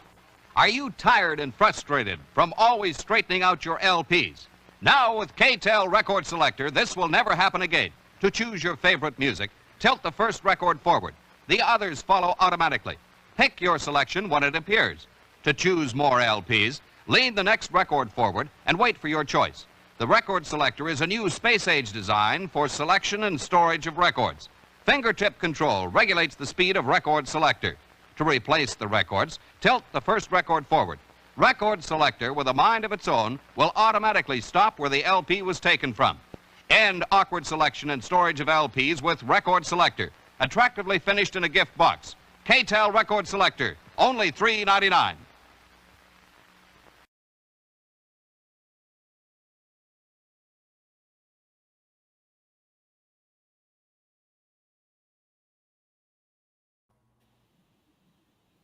Oh, and there it is. He's got one. Yes. Finger touch starting. How many records will that handle? Looks like about 20. A whole 24. If A you whole have like, 24 records will go in. so this you'll thing. have to buy a bunch of them Well, things. plenty. Wow. But the guy in the video seems to have good taste. I saw both Count Basie and Jackson Yeah, I think I 5. saw Peter, Yeah. Paul, and Mary and the Jackson Yeah. 5 and a couple. Herb Albert. Yeah. They should have had like 24 K-Tel albums. I know, really. Mhm. Ooh, 20 power hits. For Yeah. Robert S. There you go. I had some K-Tel albums back in the day too. Mason. Listen to Mason. Wow. I haven't had Mason on in months. Well, Mason usually is working about the time that you go live on Sundays. Oh, so what happened today? The rare occasion that I actually got a Sunday off. Ooh. Mhm. Do you have a K-Tel record selector? I don't even own a turn. Well, I actually own 3 turntables, but none of them are set up. Uh-oh. Do you need help setting up your turntables? No, We just have them on the shelf. Oh, not really. 2 of them are going into the garage sale, and one of them is going to go in the storage closet by chance that I might actually want to start collecting vinyl again in the future. Mhm. Then you're going to need the K-Tel record selector, Yes. because otherwise they're going to be on the floor. There'll be a mess, and it's like, oh, geez, right there. See, it's Right there. the greatest space age technology. Mhm. Works like a computer. Do they have one of those that works for CDs too? So it basically picks what you want to listen to. No. You can put them in there and. It just stores your records. Mhm. Mhm. But it makes it easier when you're looking for something. You just automatically flip it. If you want all the bottoms of your records crushed, then you get that, and then you put your records in there, and it does it for you. It's amazing. Yeah. Yeah. Does it, wait a Basically, minute, it's an ordinary record holder. but does it use batteries? No. No. No. It's Very true. rare that record holders need It's that. space age. Oh, okay. No batteries in space. But I mean, I thought I seen somewhere that you can go as fast as slow as your fingers will let it. So you can slow No. it down. Well, yeah, depending on how far you pull the first record out. If you pull it all the way, they're gonna go. If you pull it out a little bit, they're gonna go slow. Yeah. It's just a metal rod and a thing, and you pull it, and then you know. Yeah, I was going to say, yeah, like him and I would need like 500 of them. yeah. Well, that's the problem. The poor guy only had 4 records to begin with. Mm-hmm. So like, he's sitting there like, oh no, they're out of control. Oh, they're on the floor. Oh, what am I gonna do? run out and get the K-Tel record selector. And then you'll never have that problem again. It's only $3.99. Makes a great Exactly. Christmas gift. Yeah. Exactly. Back when You everybody need to was make a buying collector when you have these. Yeah. Yeah. Oh, no. K-Tel's record selector takes care of all that. Mm-hmm. Holds 24. How about K-Tel 2,400? selectors. Yeah. Wait. And if you need to clean your records, That's right. Oh, you okay. get Yeah. that, of course. Wow. When did these things come out? Space age. Isn't technology Probably the early I would assume 70s. sometime in the 70s. Yeah, early 70s. something like that. 72, something like that. Because I remember those commercials. right up there with Mr. Microphone? Yeah. Broadcaster voice over any radio. Hey, good looking. We'll be back to pick you up later. Oh, the girls are going, oh, you. Or they jump right in the back. Anybody with a Mr. Microphone, they're my best boyfriend now. Hey, come back here, people. Geez, some people are just fickle. They're not talking about anything important. Nothing that I want to hear. Go back to talking about cereal and Blaze and stuff. Shuriel and Batman and me sticking my arm and all that kind of stuff. Yeah. Well, since Mason is here with the rugs on his couch and all that kind of stuff, maybe he'll show us what he's bought lately. Well, first of all, correction, rug. Second of all, my dog right here, And third of all, also, I did pick up one thing recently that I've already shown on other live streams. Oh, goody. Let's see. And it's late to the game with this one because as a Beatles and solo Beatles collector, you'd think I would have already had this, but it's been on the waiting list for quite some time now. Okay. Here, puppy. I think he's a little bit pissed on you because you called him a rug. So this is about 4 years late. So, oh my gosh. Yeah, it's one of his best. I think it is. I think that this album is probably one of the most Beatle-y sounding Paul McCartney solo albums he has. Ooh. Yeah, it's really good. I thought it was a towel myself. It moved. I thought, what? What's the doggy's name? Rug. Yeah, it's a hard question. Yeah, let's call him Rug because he pretty much looks like one. Yeah. Otherwise, does he have a regular name? Field testing question. Yeah, he does. Sorry, I'm a bit. I'm trying to read through something of this. Okay. Mm-hmm. We'll never know the dog's name. No, it's a big secret. Mm-hmm. Yeah, his name is Mr. Anonymous. We'll go with that. He's Tiger. In other words, you hadn't named him yet. I think he's old enough to have a name. Just like right there's a cat. It's got a name. Yeah. I can see which one it is. I know, I can see. Because some of them I'm not sure. Is his name Cat? No, I think this one's named Shadow.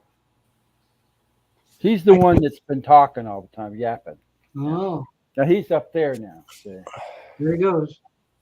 One of his brothers is right here. One of his brothers is right there. And the older one, Ace, ran off to take a nap. So. Yeah. Otherwise, people in the comment section could name the dog. We're taking suggestions. Call him Optimus Prime. Optimus Prime. Yeah, or whatever. Yeah, let's just vote. Let's just vote to name him Docus II. No. That's copyrighted. No. Is it actually? Oh, look at this. So we got the cat on the couch, the dog on the couch. We've got the Bay City Rollers on the couch. You do. Whoa. Don't tell the cat to meow. I always say hell of this a just fight. to I always say this just to mess with people, but the Bay City Rollers did Dusty Springfield better than she did. Ooh. The only I only want to be with you trick. I disagree. Disagree. Jeff, are you trying to make us dizzy or something? No. I'm just going to see how my picture looks. It looks pretty good. Okay. Yeah. All right. How about to Ranger for the Texas Rangers or Astro? Your ace. Yeah. You mean like the Jetsons dog? Yeah, Astro. I love you. Now, see, Ace came back. See, didn't you? Oh, there he is. I couldn't sleep, so I came back. Are them kitties messing with you? But wasn't that the controversy that the Flintstones and the Jetsons were pretty much on at exactly the same time period? Mm-hmm. Right after the other one, yeah. Like, one came first, the other one came right behind it. I guess the Jetsons saw, hey, this is prehistoric. Let's do the opposite. Let's make it about the future. They were both primetime shows. Yeah. Well, weren't they both? Didn't they both start at like the early 60s? Yeah, like 61, something like Well, that. the Flintstones came first, and then the Jetsons. The Jetsons was just the Flintstones, in space, basically. But they actually, if I'm not wrong, they met in some episode. If I'm not wrong. I think so. Yeah. Yes. At one time, we thought that the future in the future we were going to be living in space. At least they didn't put a date on it like Lost in Space did. Yeah. October 16, 1997. We're taking off for Alpha Centauri. No, we're not. Nope. No way. Oops.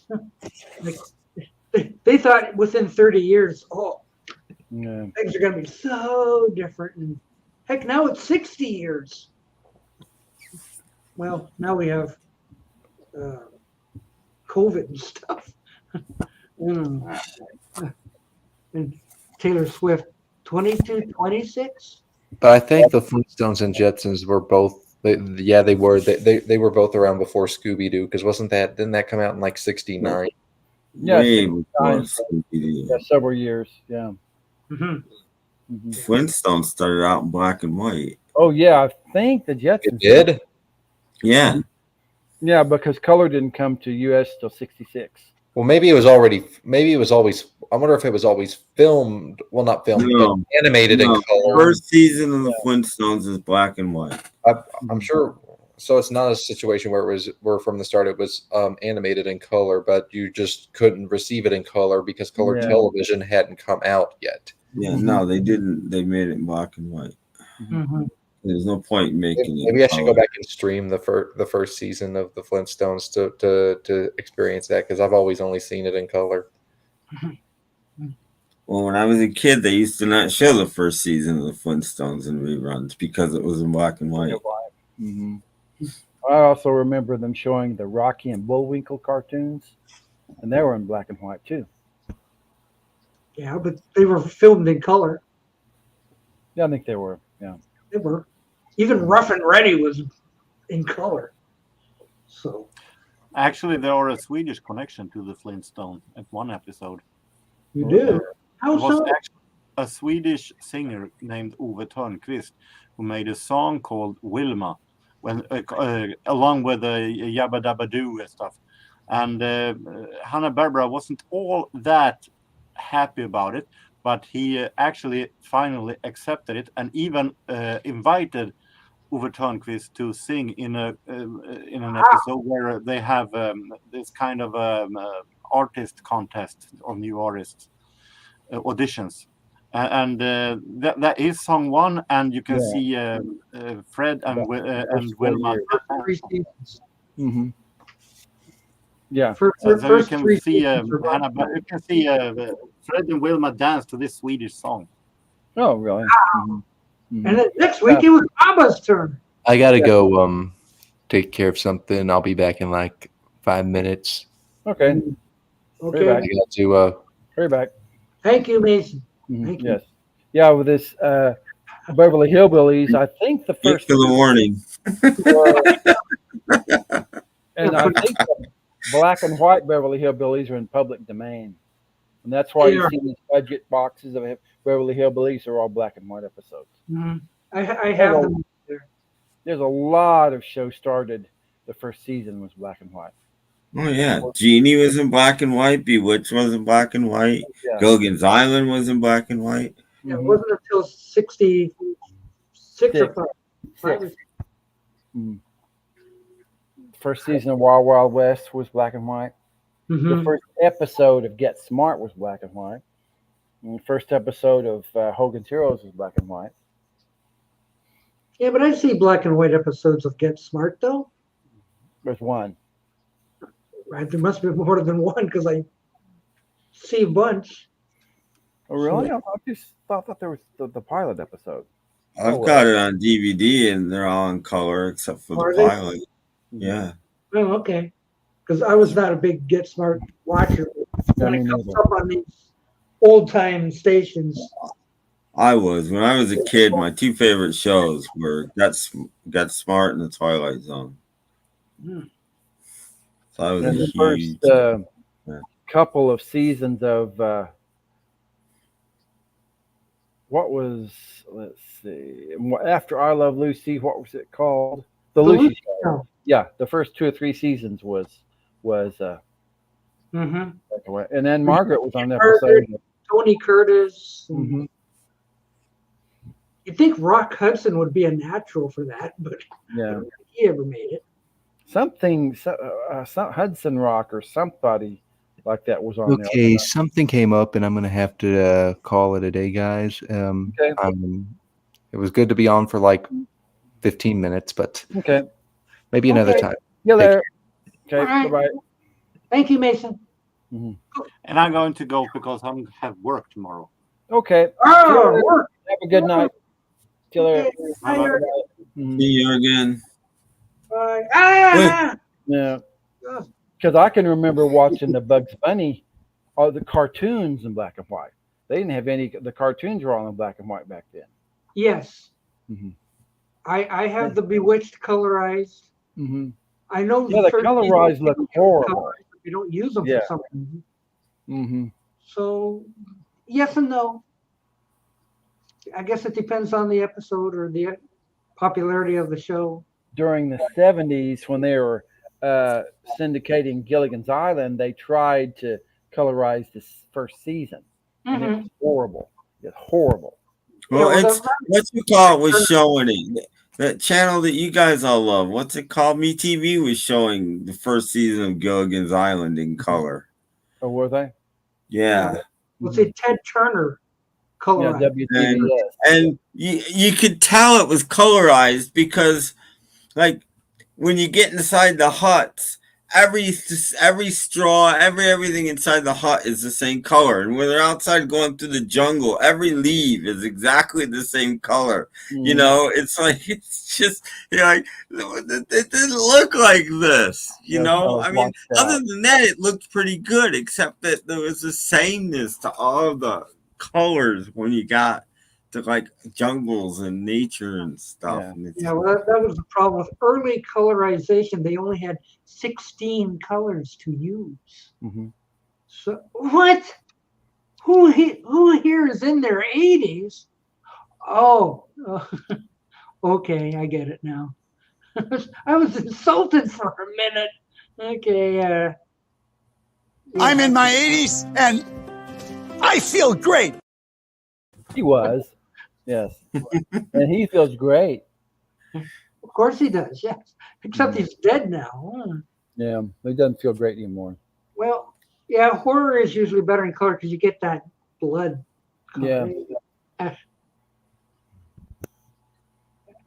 But black, white, you mean?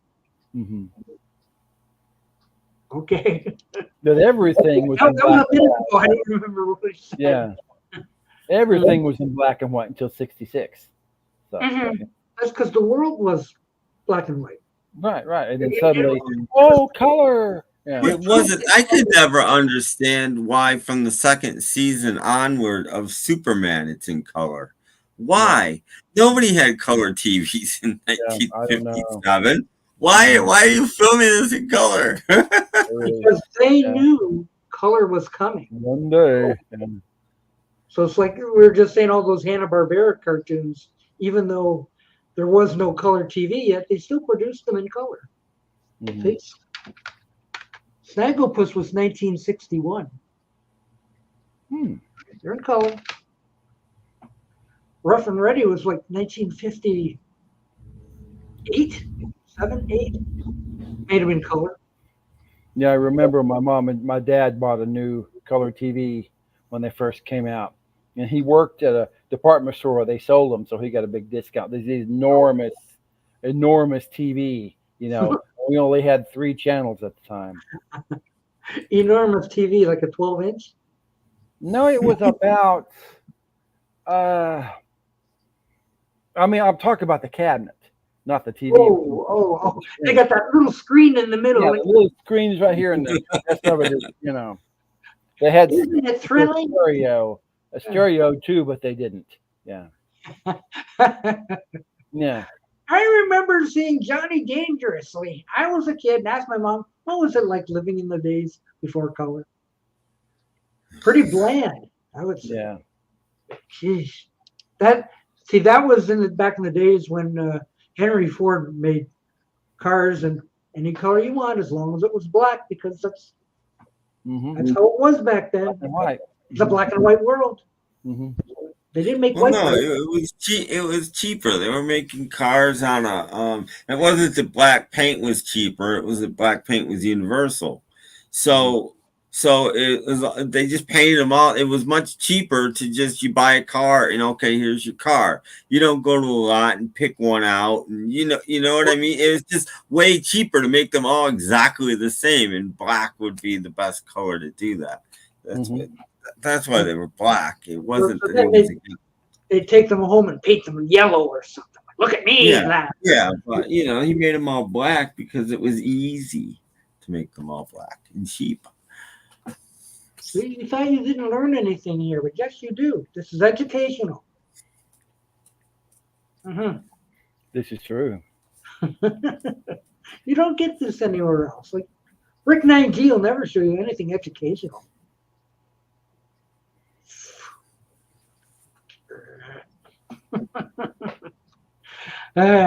Bone to pick.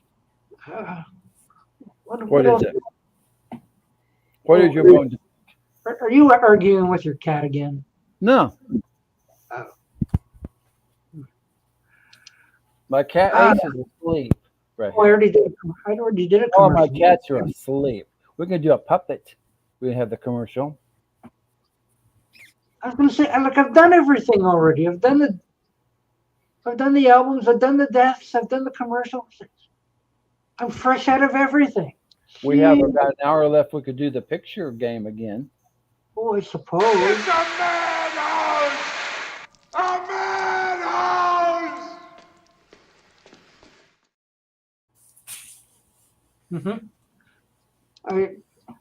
I didn't know there were color TVs already in the 50s. Well, maybe. Yeah, no, there were some, but probably less than 5% of American households had a color TV by 1960. I mean, there weren't a lot, but there were some. Do you remember when they used to have those screen overlays with the blues at the top, the greens at the bottom? Yeah. Our neighbors had that. Look, color television. Color TV. Yeah. We were actually one of the only houses on the block to have 2. We had 2 color TVs. Ooh. So, because my dad won a contest and won a portable color TV. Portable even. Yeah, a little like a 12-inch screen. And guess who had a birthday at the time? Yeah. Your dog. Yeah. No, I was doing something outside and I walked in and my dad said, "Go in your bedroom." And I walked in there and the TV going. I thought, Wow. I had trouble sleeping because I'd get up and try to because when I was in high school, I liked to watch the Tomorrow Show, the Tom Snyder, so I would be kind of tired in school. I was mean when we had those old style TVs at the vertical hold. Yeah. Or I guess it would be the horizontal hold. Mm-hmm. Would go. Mm-hmm. And we'd be sitting on the couch watching I don't know what, and then the picture, Mom, the TV's flipping again. Like, why didn't we get up and like how mean were we? Just, Mom, come fix the TV. It's flipping again. Yeah. Actually, they had, well, if you can have PBS, you had 4 channels. Oh. Well, and then when our local channels would go off the air, sometimes the stations from other states would bleed over. So we watched Scratchy, whatever it was. You're watching something from Utah. Yeah, and I would put some tinfoil on my antenna, and I would watch it real good. Watch some weird movie at, Look, I got Nebraska. All right. Yeah, got Nebraska or got, Texas or weird. Ooh, well, no, all they do is show Humana commercials and selling jewelry and stuff. Mm-hmm. It's crazy. Even with an antenna, I probably get like 50 channels, and home shopping network and home shopping network and So, I don't know. It's crap. It's just crap. Yeah, I figured out. One of my friends told me how to unscramble HBO. Well, that was back in the days when they could.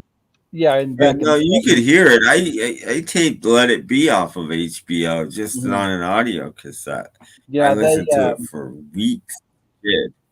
I remember they said you could wrap some copper wire around the connection, and you could get free cable. It's not against the law, but it's No, we had something here called On TV, and it would come on like about 8 o'clock or something. They would show movies.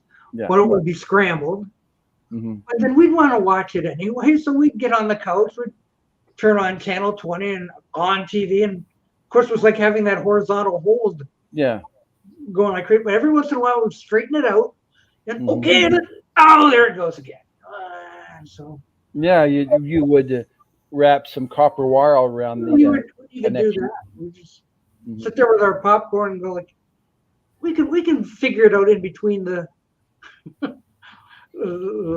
And some of my friends said something about doing that, but what is that? Somebody gonna come knock on your door and check your cable? I mean, how are they gonna find out that you're pirating cable? I don't know. When my brother moved next door to us, we took the cable that came into our place, put a splitter on it, and then buried the cable in the backyard.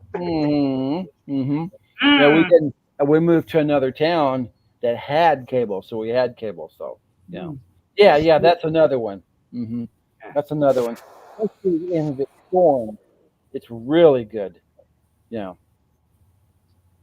These thunderstorms are like if a station bleeds over, it really looks good.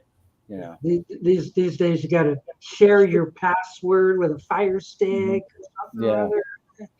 I'm missing something on Disney Plus. Oh no! It did for me. The stinking morning show that I do watch while eating the cereal, they talk about what they watched that night. Oh, the thing on Netflix, it's so wonderful. Oh, are you watching this something or other on Max or something? And I'm just going like, I have no idea what they're talking about. But they're sitting in front of their TVs with their Netflixes and Disney Pluses and who knows what. And I said, I could care less. So like, ooh, you're missing out. Sure I am, I guess. I have no idea. So just buy a box set of The Sopranos. You're all set. They're out there. They're cheap. And when I first started being a disc jockey, we shared the building with the Cablevision guy. Oh, how handy was that? Yeah, and see, the guy used to borrow I had the weather forecast on a piece of paper, and he used to borrow my weather forecast, and he would type it in manually and give it back to me, and we'd have weather forecast until it was changed. Oh, we have rain, coming. For example, do a Jeff Kendall weather report. What would we have heard on the radio? Well, let's see. Right now, it's okay. The weather forecast currently we have on the outside 87 degrees, sunny, cool this evening, a low of 53. Slight chance for rain. Tomorrow, more warm with the mid 80s, and looking toward all this week, warm week here in Oklahoma. I tune in to hear it's going to be more warm. Yeah. Yeah.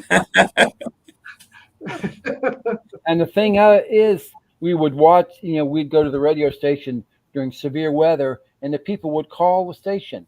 You know what I mean? You're wrong. You don't want to know what the weather is, and I just read it on the radio station. I would be out there in the radio station. I had some guy knocking on the front door, wanted to come in. I said, "No, you're not coming in." People are trying to. It's raining outside. Well, I'm sorry. Go home. We're not a storm shelter. We're a radio station. I gotta get back to my Billy Don't Be a Hero record. Go away. Well, I'm sure we haven't. They got 7.5 minutes. Another big record around here was "Coward of the County" by Kenny Rogers. Ooh. Everybody.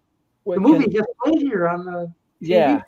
Everybody was saying Kenny Rogers was going to be the next best thing, and throw away your rock records because Kenny Rogers was a man. And I thought, really? Yeah, KRN, pretty much. What were the call letters of your radio station? It was called KWCO. KWCO in Oklahoma. Now it's still, let's see, it's the call letters now. It's called Cool 105.5. Ooh. And it's online, Doc, if you want to get up in the morning. And they play Kenny Rogers. No, they play classic hits now. But they have a country channel called The Ranch. It's 106.1 FM.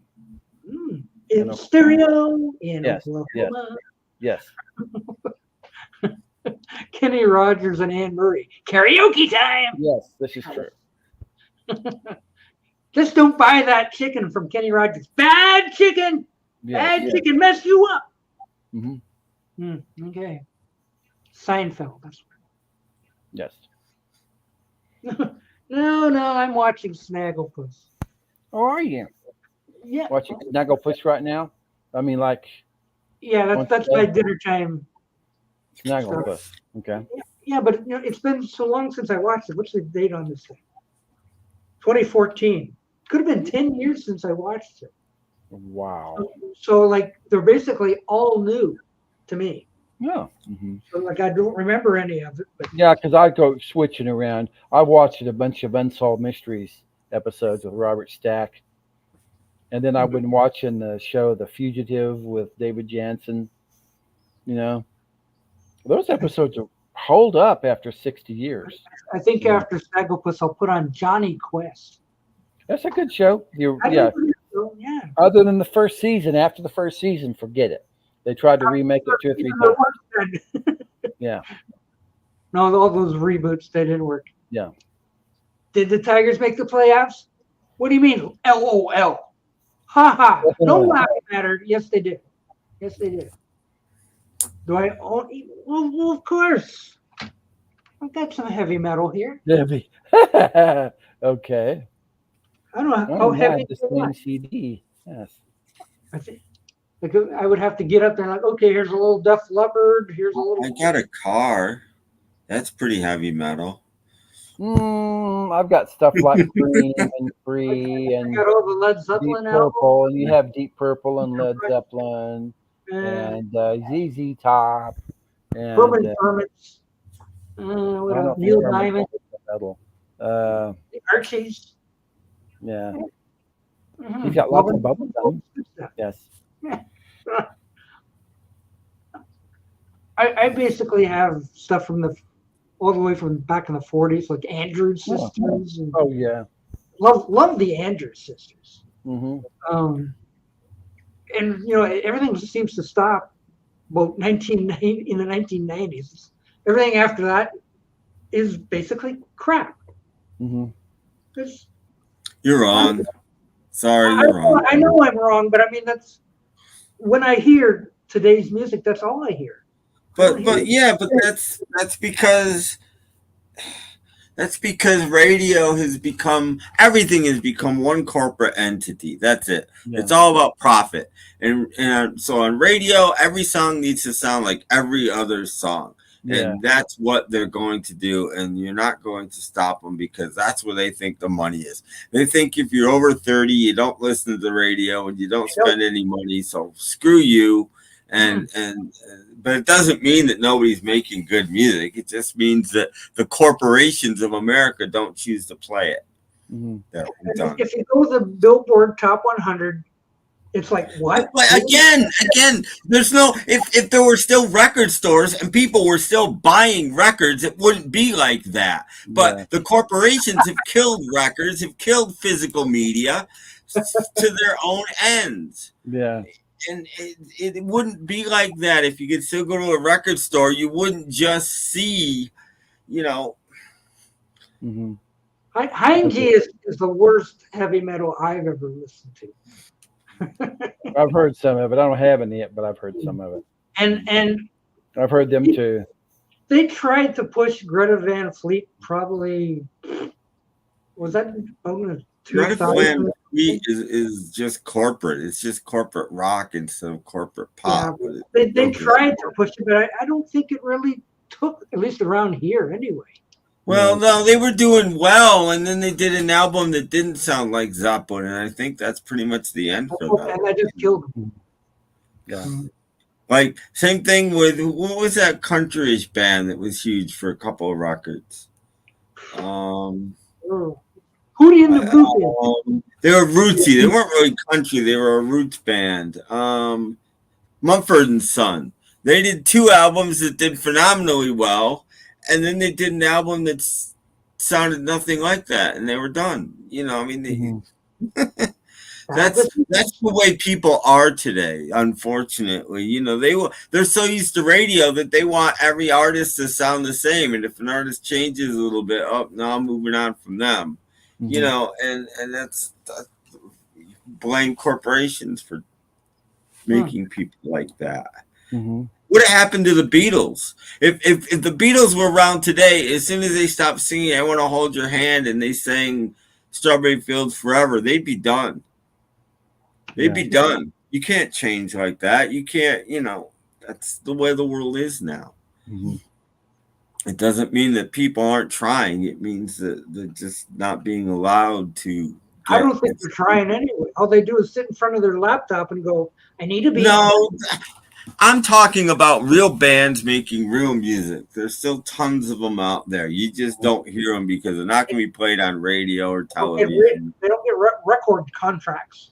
They do have record contracts with smaller labels because bigger labels are corporate and they don't want them. I'm telling you. He knows about this. Yeah. I'm telling you that major labels don't want that. Major labels want everything to sound the same because they're not interested in physical media. It doesn't matter what you're streaming as long as people are listening to your stream. It doesn't matter what the hell you're streaming. There's no quality anymore. Quality went out the window 20 years or more ago as far as corporate records and corporate music and movies. Movies are exactly the same. Mm-hmm. Movies are made to be streamed in 3 months, not to be seen in the theater. That's But Jim Allen, do you listen to today's radio? No, nobody does. This is what I'm telling you. It's not meant for us. It's meant for little kids. It's not meant for us. Mm-hmm. Period. There's no even classic rock and stuff. Classic rock radio plays 100 or less songs. That's it. That's their entire run. That's it. It's not meant. It's meant to be the same thing over and over and over and over and over again. Yeah, a couple of days later, you can hear the same song. Been that way for quite a long time. Yeah. I don't want to be calling up Rich Girl anymore. And it's not. Some cities are lucky and they'll have an independent radio station or two, and they're lucky because they get to hear other things. But that's a rarity these days. We had one, and the FCC took away its frequency, which it did, I'm sure, hundreds of others as well, and so they're gone now. They did that a year and a half ago, almost 2 years ago. The FCC changed the frequencies, and they let stations have multiple frequencies. And what that did was that killed off all of the small stations, taking away some of the bigger stations' profits. And that's why the FCC did it. It's all just corrupt crap. And yeah, I know that my local station, they don't play records anymore. They have no, nobody does. They computer thing. They go do a remote and they've got a little laptop in front of them and everything they have is on it. Because back during the day, we'd take the turntables into a store or something. Oh, yeah. And actually play the songs. Yeah. Oh, yeah. Tim, do you think rock is dead? No, thank goodness. I mean, it is as far as most people are concerned, but it's not dead. It's flourishing quite well. But it's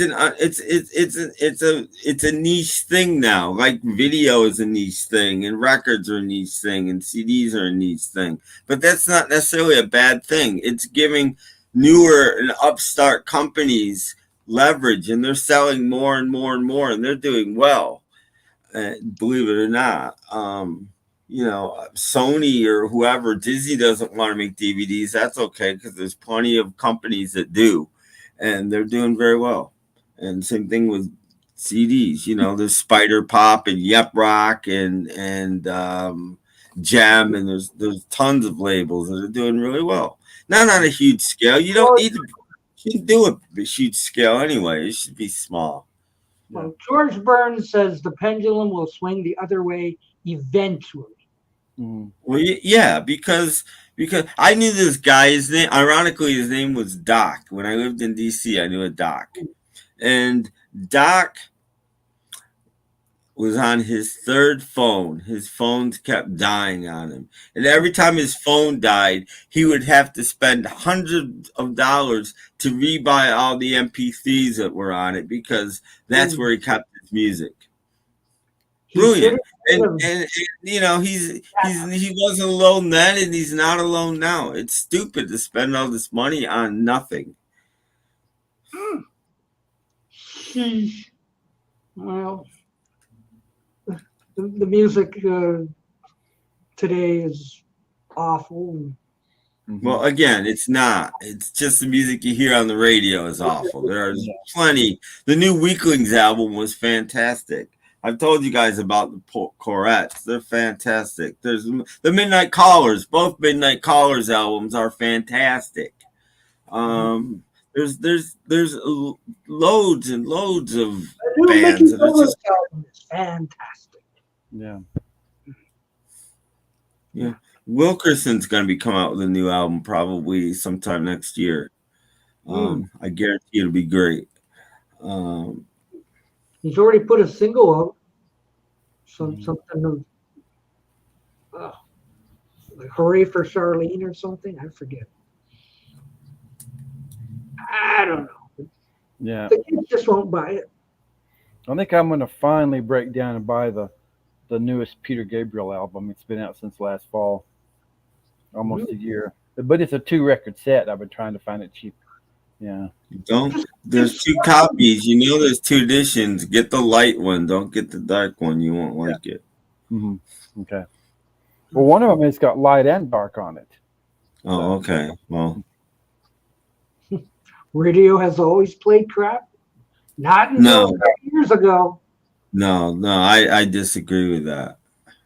I disagree with that. Well, it depends on who you ask. If you ask their parents, Yeah, that's ZZ Top. That's crap.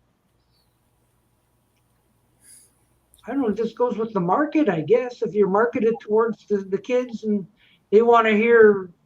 Well, it's not what they want to hear. It's what they're played, and then they have to hear it. Do you think kids are so different today than they were when we were kids? Do you think that kids growing up, when we grew up with like the Beatles or the Stones or the Who, you think they'd want to hear what they're listening to now if they had the choice? Of course not. They've been fed it. So that's what they have, and they accept it because they're kids, and kids are very accepting, and then they grow up with it, and then it becomes what they like. I wonder if kids today know what radio is or what it even means. They might have heard of it. Yeah. It's like, oh yeah, back in the days they had stations, everyone gathered around. Oh yes, listen, the Green Hornet and the Shadows on. Yeah, that's radio. Yeah, I listen to like a sports station or a news station more than I listen to music anymore. Yeah. Well, I don't have a music station that I would That is even not a music consider station. listening to. Yeah. I mean, Yeah. But you have all those CDs, Doc. Put all those CDs on that. Yeah. Over 6,400 songs on that. Mm-hmm. I just put it on shuffle, and it's like my own personal radio station. Mm-hmm. Aren't gonna hear no Taylor Swift on my radio station. No way. Yeah. Oh yeah.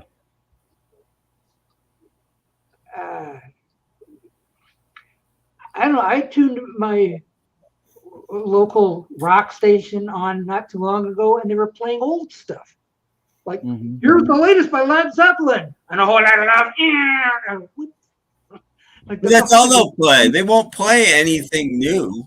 Classic rock stations used to play current stuff as well, and now they don't. They will play. I always say, where I am anyway, Vertigo by U2 is the newest song you'll hear on a classic rock station. Mm-hmm. Don't forget to give it a like, okay?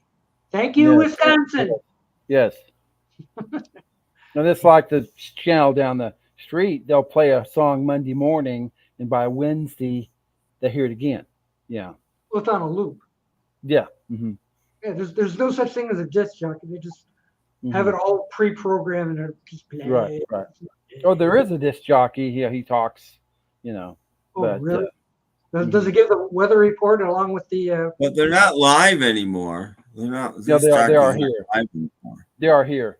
They are here until, let's see, until 6 p.m. No, I'm saying they're not live. They're close to live. It's probably taped 15 or 20 minutes before, but it's no DJs are going live on the air anymore. They're talking, and then they're doing the programming, and then it goes out. That's how it's so tight. That's why radio's so tight now. It didn't used to be like that. You can't do that live. You know, it's everything is exact, perfect, because nobody's live anymore. Mm-hmm. Yeah. Radio is tight. Yeah. When I was a disc jockey, I did the we signed off at 11, 6 to 11. And now they go to recorded music at 6. There's no live DJ. So whatever, you know. I guess, whatever.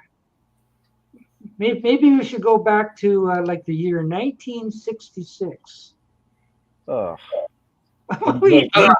music was good. I was 6 years old, Doc.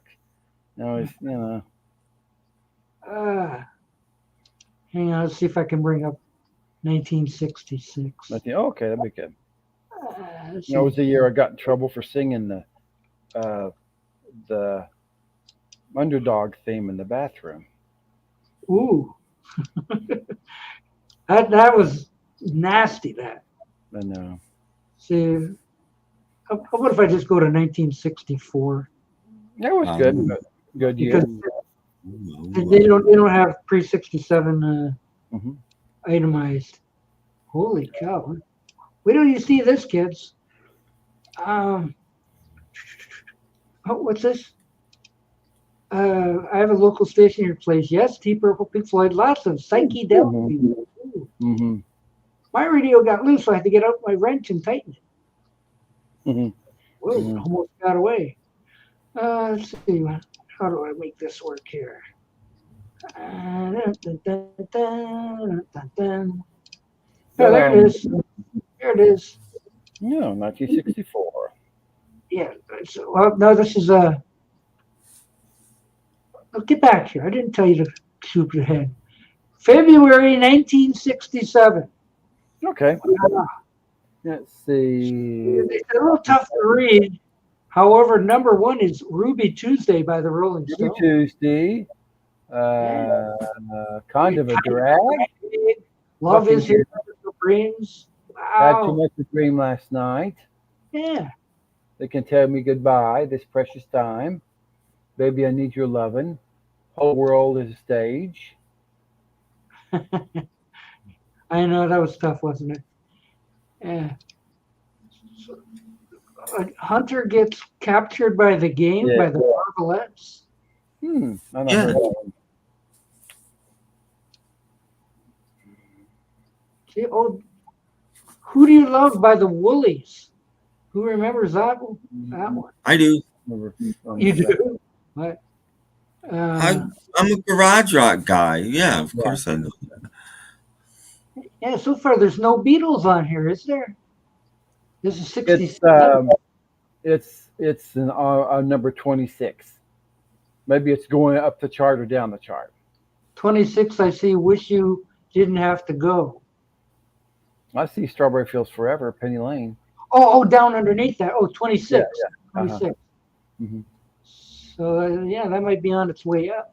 Mm-hmm. Might be on the way up. So it's a wonder it starts that low. Yeah. See, even Elvis Presley's down there Kind at of number ahead. 29. Happy together. Indescribably Blue. Yeah. Darling, Be Home Soon, Lovin' Spoonful. Uh-huh. Yeah. Mm-hmm. Sgt. Pepper came out in July, I thought. Yeah. Yeah, so this is February. Well, there weren't any singles from Sgt. Pepper. No. So you're not going to be on the single part. Penny Lane came out before Pepper. No. It came out in. You're right. I'm sorry. You're right. You did. Yeah, I was just going to say it's this February. It came out in January. Yeah. Okay, let's shoot ahead a little bit and see what's different.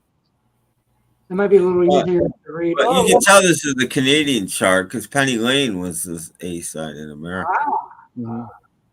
Yes. Well, look at the Turtles are on top now. Ooh, okay. We're at Springfields, number 2.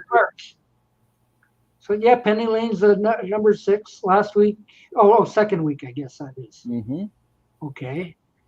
And Nikki Hokey by PJ Proby. Ooh, that's a big one. Return of the Red Baron. California Nights is on the list. She's going to sing that on Batman. Yeah. Yeah.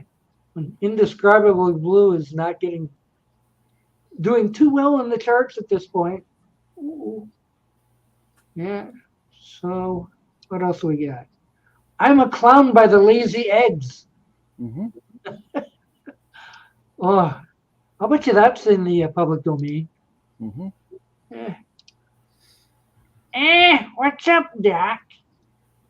Well, guess what, Crazy Joe? We're looking at the CKLW charts from 1967. Yeah. Yes. See, even Shirley Ellis is back with Soul Time. That doesn't sound like it's a game, though. No. Let's shoot ahead a little. Oh, come back here. There we go. Oh, and then the Monkeys. Oh, Monkey Men. yeah, from April 4th. Those guys. I saw them live. The Hit Parade on CKLW. See, why does Mike always look like he's having a bad day? Yeah, he always did. He always looked like he was upset. He wanted to be at home. Maybe. With his family. This might be a little easier to read. Oh, Nancy and Frank Sinatra. It's on top. Mm-hmm. Oh, Something Stupid. Okay. Yeah. That was a major hit, and that was a big, easy listing hit, I think. See, and then Monkeys are on the list at number 9. The Girl I Knew Somewhere. Yeah. In the Midnight Hour by Wanted? What's that? My boys! I guess he means the monkeys. Mm-hmm. Yeah.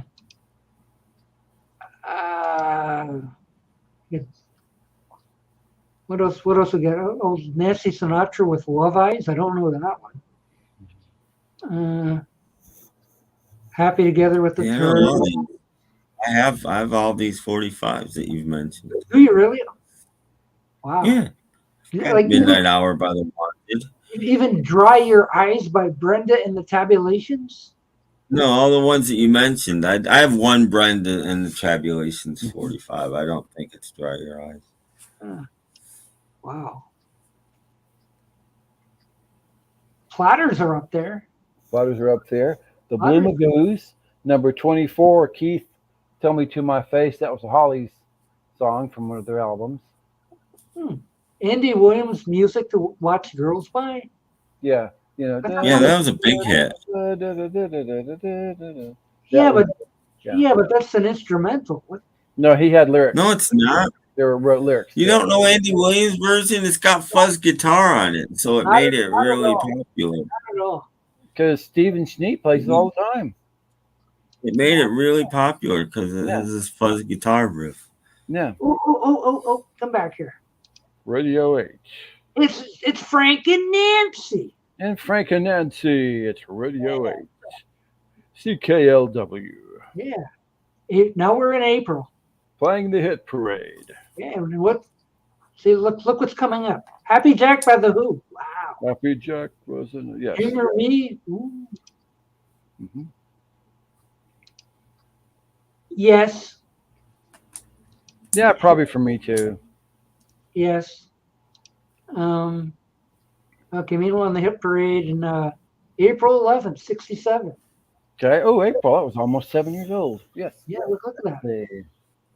So, the Happenings made a big jump from. Oh yeah, the Supremes. Ooh, and Don't You Care, Jimmy Ruffin. Mm-hmm. Monkeys are on their way down. Uh-oh. Oh, sorry. Peaches and Herb, Platters, Nancy Sinatra. Oh, that didn't go very far. That Love Eyes thing. Actually, I don't think At the Zoo by Simon & Garfunkel did all that well either, from the looks of it. At least not around here. It didn't. No. But it did. But see, you gotta understand that thousands of 45s were coming out every week, and to make it into the top 40 was quite an accomplishment. Mm-hmm. You know, I mean, people say, "Well, it didn't do that well. It only hit number 29." Well, that's pretty damn good considering you're up against thousands of other records. You're doing really well. Yeah. This is regional though. This is not the national chart. Yeah. So but in Detroit, but national charts play into it. You know, I mean. Yeah. So like poor Wilson Pickett there with "I Found a Love." Not heard of that one. Yeah, I don't think that's going to chart very well. It's not going to be a big hit. Let's jump ahead of. Oh! There we go. Anything in the top 40 is a big hit, in my opinion. Hey, oh my!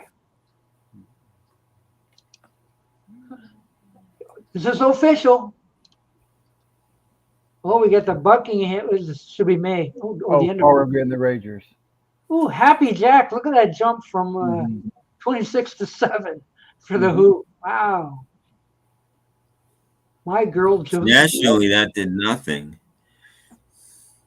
Well, made it to number 7 here. The Who's first top 40 hit was I Can See for Miles. Yeah. Wow. Yeah, they never had a hit till early 68. Oh my gosh, look, the Yellow Balloon is number 30. Okay. Oh, wow. Here come the Yellow Balloon. Ooh. Yeah. I don't know what FH. My Back Pages by the Birds. Yeah. The Dylan cover. That was how it how high it was in America too. Number 30. Oh, Frank and Nancy are still on the list. Gee, Yeah. you see them a couple months Paul ago. Revere and the Raiders, him or me, what's it going to be? Curious fact. Jose Feliciano won Best New Artist against Jimi Hendrix in '69. Ooh.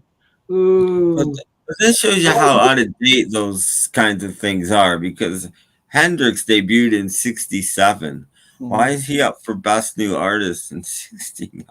Yeah, Shows you how behind the times, Mm-hmm. that all these things were. Whoa, look at that contest. Win a day in Hollywood with Davy Jones. Davy Jones on the Tom Shannon. Unbelievable. CKAW, Tom Shannon. Yeah. They even spelled Davy wrong. Mm-hmm. Yeah. Mm-hmm. Okay, what do we got now? Okay. We are in middle of May here. Look at Engelbert Humperdinck. Just, wow.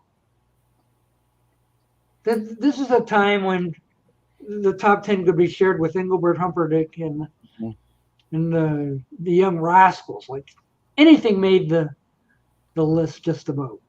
Mm-hmm. Well, that was that way till about '79. And then it all went away after that. And it all went away. Yeah. So like Neil Diamond's just coming up, and Tommy James, and even the Choir from Cleveland just barely made the list. 7 Rooms of Gloom. What's that? Oh, the Oogabooga song is coming. Yeah. How do you not know that song? What was that? 7 Rooms of Gloom was a huge hit. Was it? Still played on oldies radio today, I'm sure. Well, trouble is I don't recognize it by name. I'm sure if I heard it, but what else? Oh, Windy by the... Look at that. It starts at number 19 just to start out with. Wow. Mm-hmm. Ooh, that's going to be a big one, kids. Yeah, that's right. Yes. We're in May, so like... the Beatles may not show up for a couple months yet. So everybody's like, no competition here. Yeah. No, it's not yesteryear picture game. No, this is the Detroit hit parade as it was in 1967. Yes. So this is May, I think we were at. May 16. Okay. So let's jump ahead a few. It's fun radio. Okay, whoops. Yeah, we know who are these people. The association. Oh, remember they started pretty high. They started pretty high there. Mm-hmm. Jump ahead. Boom. Yeah, this is May, end of May. So we got some of that psychedelic rock on top. And the association, it looks like they're climbing slowly all of a sudden. Mm-hmm. Yeah, they started out great, but then they kind of slowed up. They're just inching their way up. Okay. See, San Francisco, wear some flowers in your hair. I was Kaiser Bill's Batman. What the hell was that? Yep. It's instrumental. You'd know it if you heard it. It's instrumental. Right now I'm going like, what the heck? Because of the Batman show being so popular. Well, sure. There's a lot of versions of Kaiser's Bill Batman. Pat Boone even did one. See, the Bee Gees are just coming up down the list. Turtles are coming up. Little bit of soul, Spanky and her gang. Engelbert is still around. Mm-hmm. Frankie Valli's going. Where's he going? Up. I see number 25, Oogum Boogum. Yeah. Mm. Yeah. Hi, Crazy Joe. That's those Pennsylvania peoples. Oh, okay. Look, Gurr is back. We are looking at the music charts from Detroit in 1967. Yes. Oh wow. Yeah. Wow. Yeah. So let's jump ahead a little bit. Mm-hmm.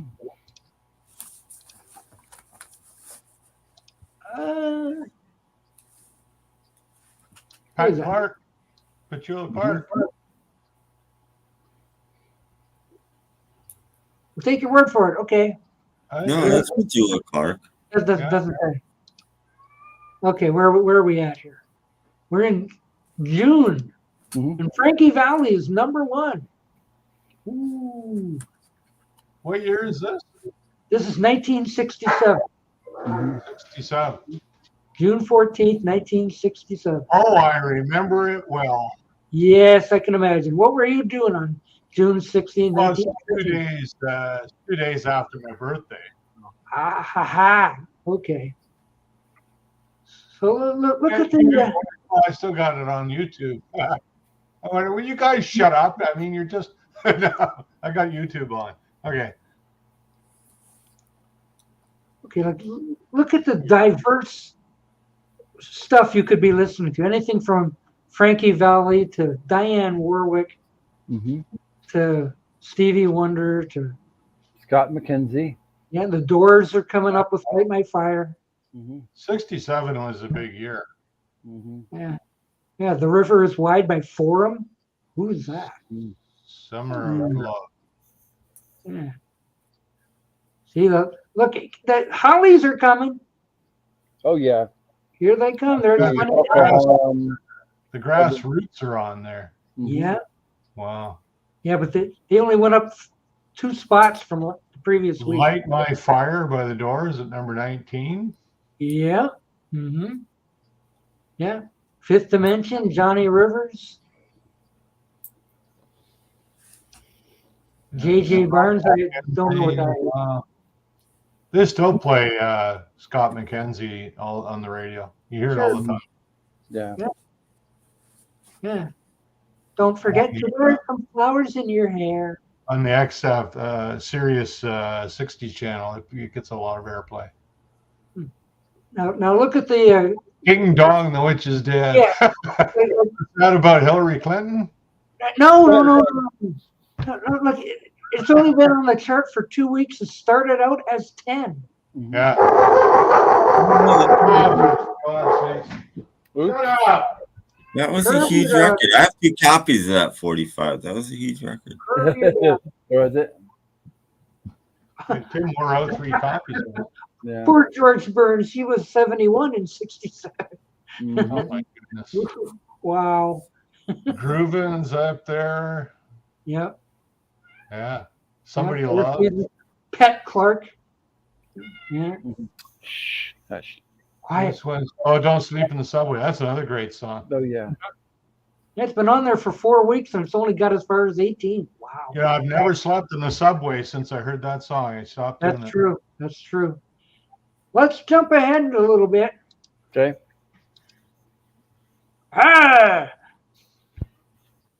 And where are we? We must be about June. Okay, June. All right. What's it all about, Alfie? Oh no! The ding dong is fell. Ding dong is gone. No, it's there. It's at number 13. Okay, way down. But I mean, it started strong and starting to fall. You can tell this isn't a national chart. Look at number 2. Yeah. Yeah. Blues Theme by the Arrows was not a top 40 hit. CKLW. What is this? Windsor? What is this? Yes. CKLW Winter, yeah. We pretended to be a radio station in Detroit, and it worked. But this is also before CanCon rules made us play 30% Canadian stuff. So we could pretend to be a Detroit station very easily. Nobody knew what CKLW meant. So what else is on there? Oh, Oh, a white Anybody rabbit. that clued in at all in America knew that no radio station started with C in America. What does FH? What's FH mean? We haven't figured that out yet. For heaven's sake. Could be. FH. What would that mean? That's weird. Because Carrie Ann's on there, but there's nothing. It's like 29, but there's nothing beside it. Yeah, and it's on its second week. So why is it blank beside it? That's a good question. Don't know. White rabbit. Yeah, we got the parliaments are on there. You know what? FH might be the first week on. If you look beside the FHs, they're all 1 week. Oh, maybe. So maybe that's the first week they were on. Yeah. First hit, maybe. Yeah. I don't know. It seems like that Scott McKenzie's been around for months, but it says only 4 weeks. What did it do? That is a month. That is a month. Light My Fire is still up there. It's it's going up. Yeah, and up and away, and I don't know. I'm just gonna The secret special. Future hits. So if I guess the number, are you going to send me $1,000, Doc? Yeah. I will send you. I'll take the cookie jar instead. Yes, the secret serial number is worth $1,000 in cash. I had to work the cookie jar in there. You see how I did that? Oh, somebody won the 1,000. I was listening to that Partridge Family album. It sounds like a bunch of bird tweets. God.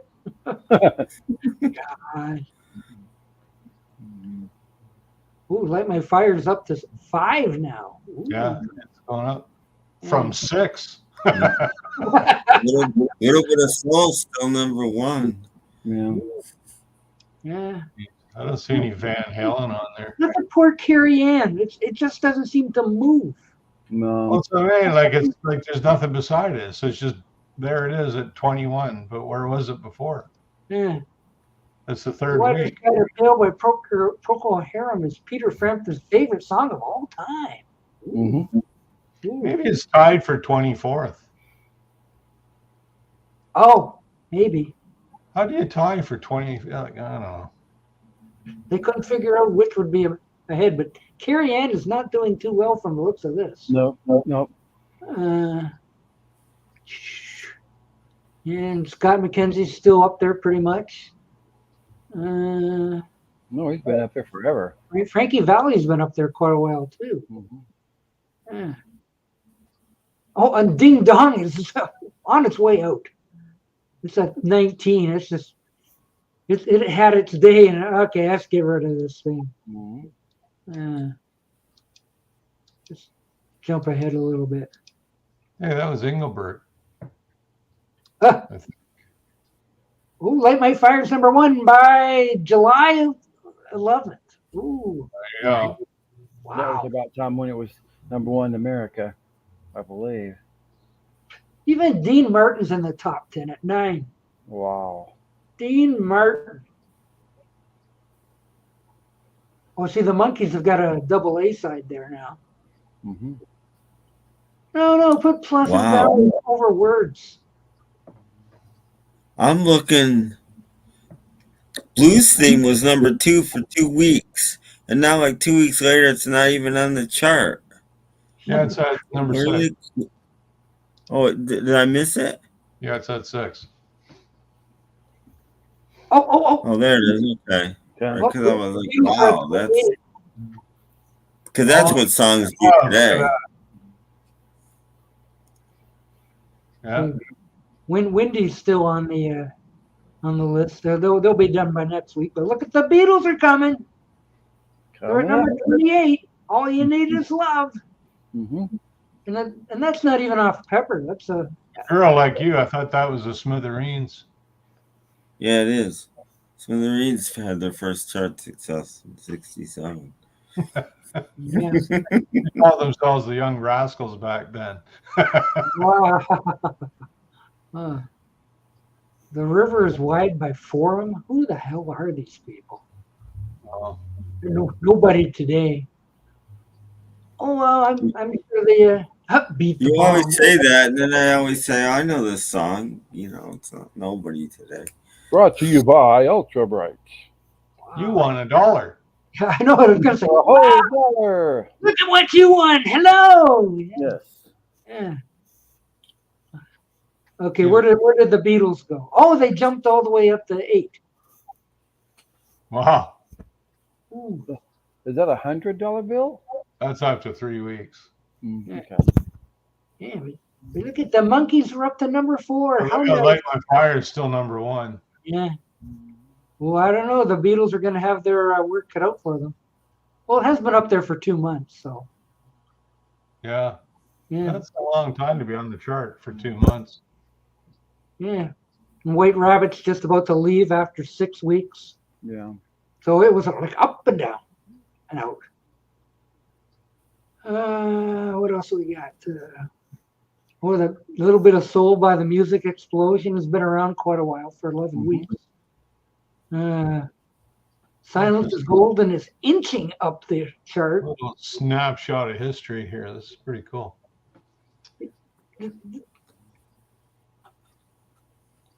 Wow.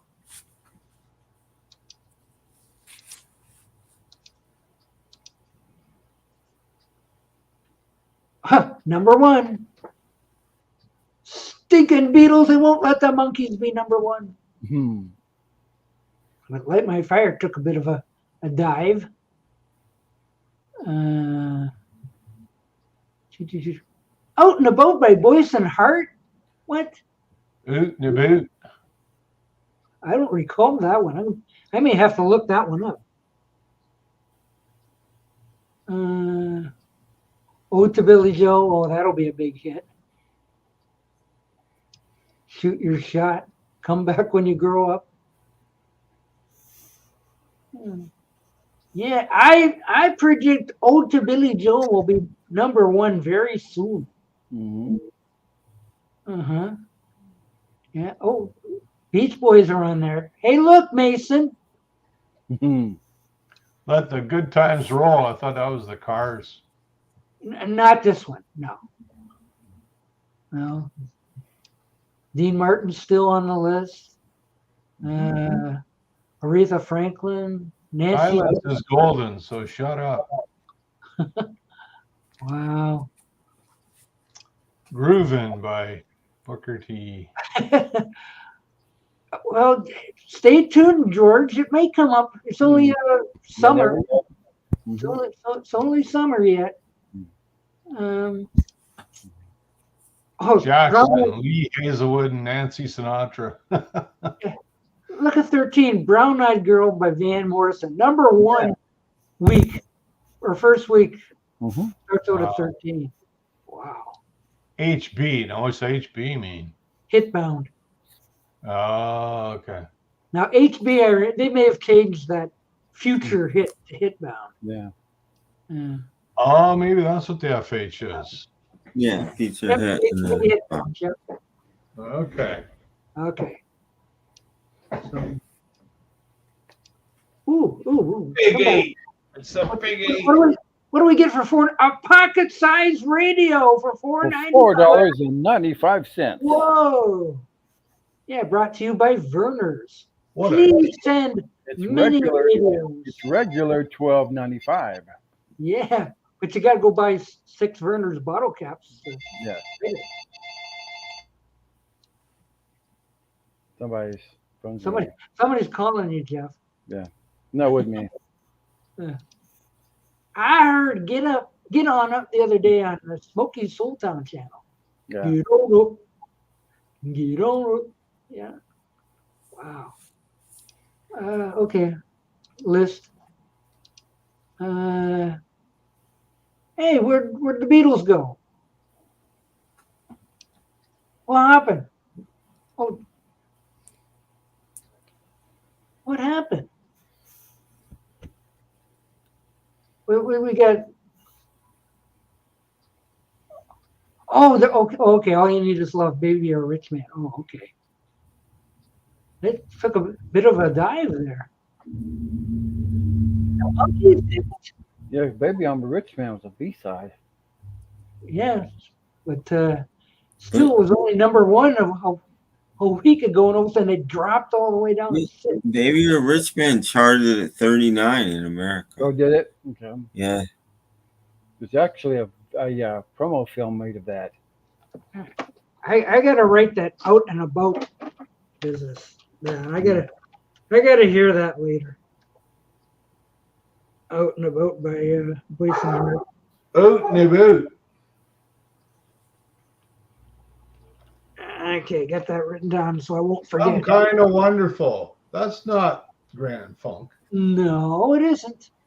No. I have no idea what it is, but Oh, it's probably the same song. yeah. So Brown Eyed Girl jumped from 13 to 4 in its second week. Ooh, Beatles is down to number 8. Mm-hmm. Yeah. Oh, Heroes and Villains is stalled at 20. Uh-oh. Mason, don't look.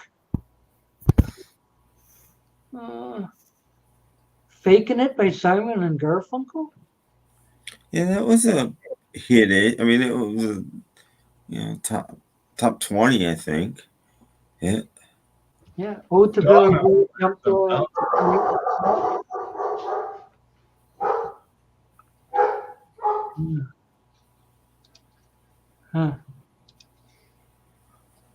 Ooh, Chris Christopherson's passed away is being reported.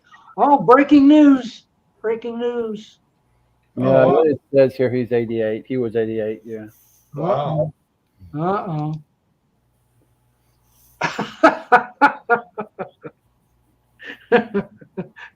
Well, I don't know if CKLW was going on in 1790, but yeah. Okay. Well, Beethoven wasn't around in 1790, so that's a problem there. Yeah, let's jump ahead a few. Come on, one more. Okay, thanks. And Ode to Billy Joe finally made it to number 1. Mm-hmm. I knew it. Yeah. And what, the Beatles have left the list? Where are they? The Monkees are still up there. Yeah. Wow, the Beatles got booted. I don't see Beatles. Yeah. Wow. That was like a whoop, whoop, up and down. Huh.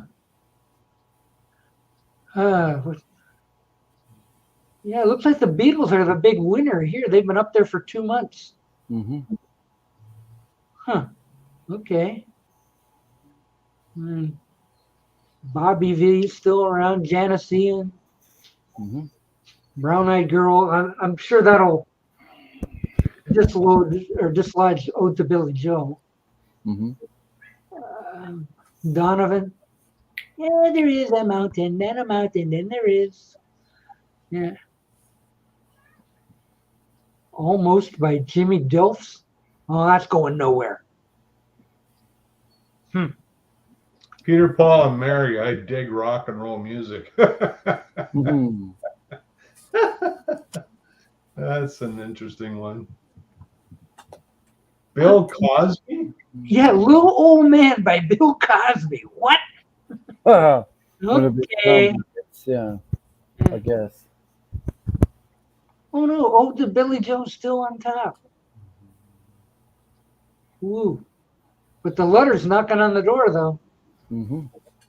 You've got to pay the price by Al Kent. Bob Seger. Tommy James and the Shondells. Yeah. Number 8. Bob Seger's up there? Yeah, Bob Seger, number 4. This is Detroit. This is his hometown, you know. Oh, okay. Yeah, I guess he'll be up there. Yeah. Yeah, Bob Seger did very well here. Love Bug, Leave My Heart Alone. Don't recall that one. Mm. Oh, Peter, Paul, and Mary only went up 3 spots. Oh. Now, Getting Together is not the Bobby Sherman thing. I wouldn't think. Hey, where'd the monkeys go? Hey, poof, gone. They're gone. Fell out of their tree. Yeah, well, they were somewhere around 16 or something last chart, and all of a sudden, bang, gone. They're gone. Yeah. Bill Cosby knocked them off. Well, we'll see about that. Just jump ahead a few months or a few weeks. Come on. One more. Well, the letter finally made number one. Well, that was obvious. I think that might have been the number one song for that year. Bill Cosby makes it to 7. Ooh. The letter's still at number one. Well, Beethoven lived from 1770 to 1827. Sir with Love. Wow. Mhm.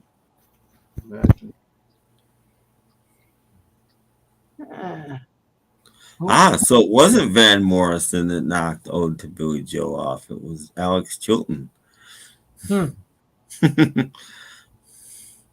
Lightning's Girl by Nancy Sinatra. Yeah, that's a great song.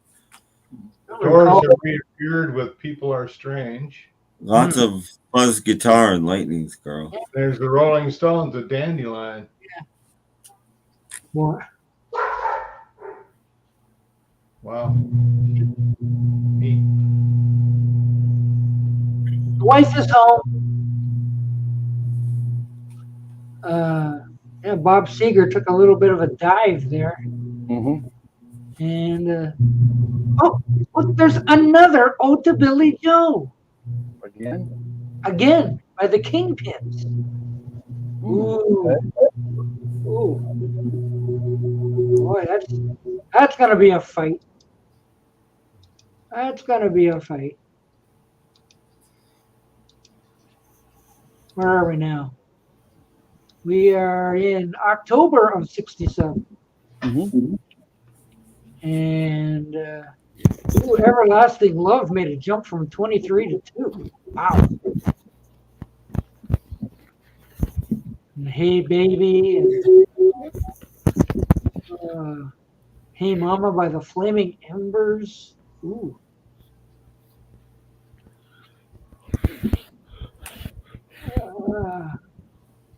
It's Got to Be Mellow by Leon Haywood. That Lightning's Girl's about to fall out of the chart.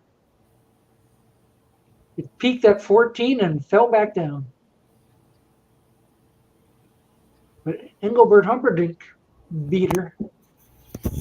Incense and Peppermints. Yeah, Billy Joe was a big hit there. Still after 2.5 weeks, or 2.5 months, I should say. Still at number 3. Wow. And that Kingpins could not dislodge Bobby Gentry.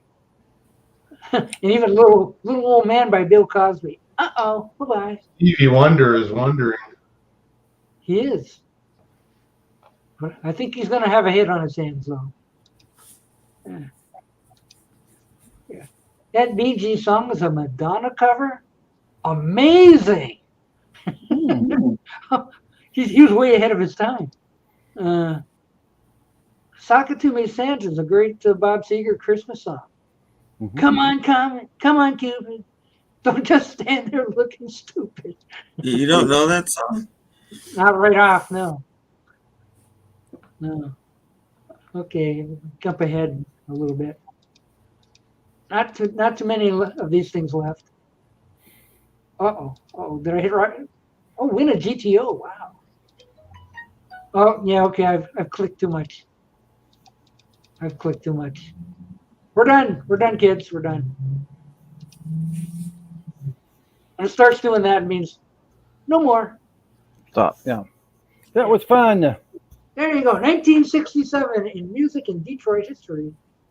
Ta-da. So I gotta wake up. Man with a whoop. We had a fun stream today. Yes. The Monkees did very well. Mm-hmm. They did. With a double A side. Ode to Billy Joe might have been the song of the year. You know, it was a double A side. It could have been a double B side. Stop it, you. For the Palestinian words, yeah. See, we just assume things. It might not be right. It's like how Elvis on his first album ripped off the cover of London Calling. Mhm.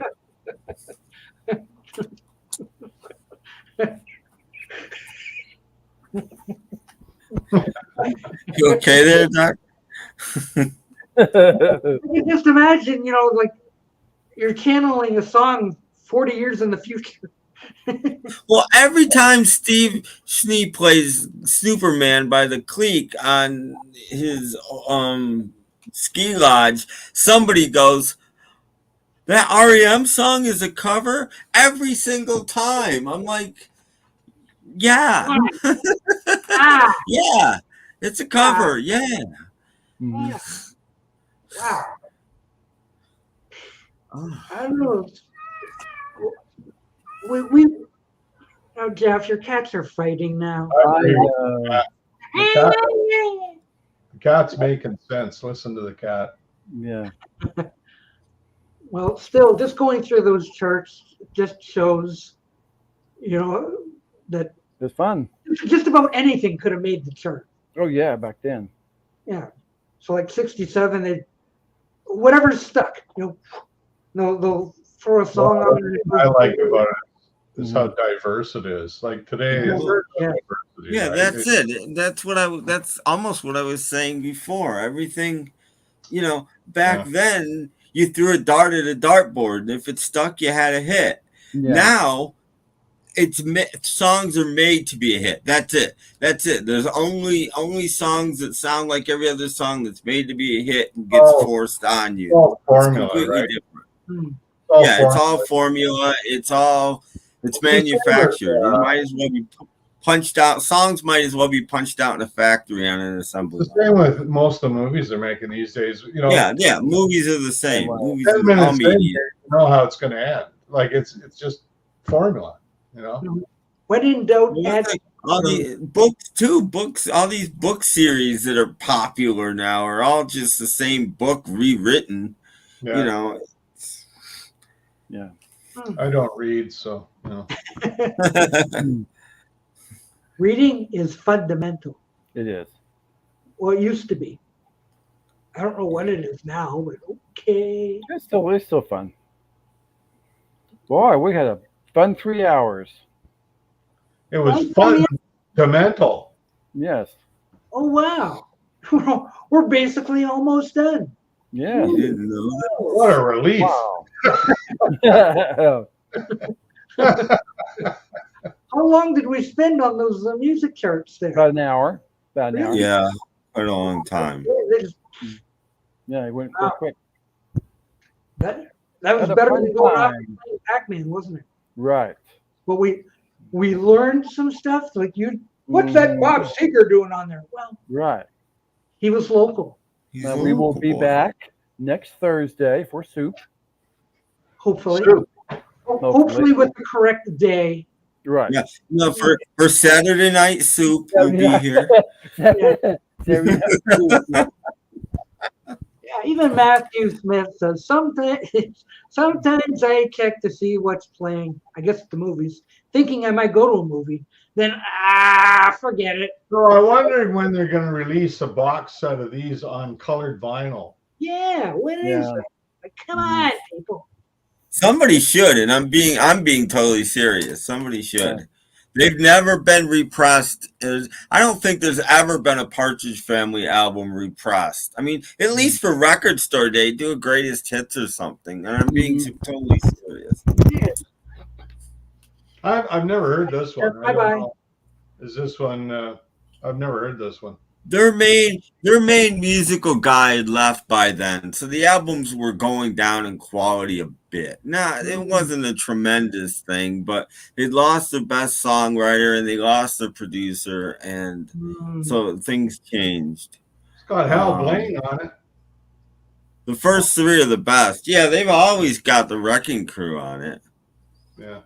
Yeah, but by they Very start well. going to bulletin board and all these other. If you ever see this one, Paul, this is I think their best album. That's their. They could have had They could have had 4 hits on this album, but David Cassidy was about to release a solo album. I've got their whole. So they pulled back. But They pulled back and they didn't release singles from this, and they should have because it was really good. It's really good. Wait, they the first one too, though. they didn't release any singles? Is that what They you said? released one. That's it. But no, one. But they could have had so many. But David Cassidy was about to release "Cherish" as a single, so they didn't release any more singles from that. Okay. Watch out, that kid bites. That was their second album, right? The one you just showed. That's the third album. What's the third one? Ah! Yeah, that's the third one. The second one is what's it called? It's the second one is one with all the birthdays on the cover. Yeah, that one. Yeah, Up to Date is the second one. Up to Date, yeah. It wasn't as good. It's almost as good as this one. It's close. The first one's really good too, and then they start falling off a little bit after. I had the first one when I was a kid. It was my first. Everybody had that. But David Cassidy isn't on a couple of tracks on the first one. No, there's about 3 or 4 tracks he's not singing on it. Yeah, because they were already recorded before his mother said, David can sing. You should give him a try. And they did. And they're like, okay. And off he went. I'll have to look for the rest of them. I wasn't really looking. It was just there. And I'll grab that for $7. Yeah. Bargain, but no. Not a bargain. Not a bargain. What the heck? It's only $7. Yeah, what the hey? But yeah, come back on Thursday, people. Thursday, crap again. We'll be back. We will come back. I promise. We will come back. Yes, we will. Until then.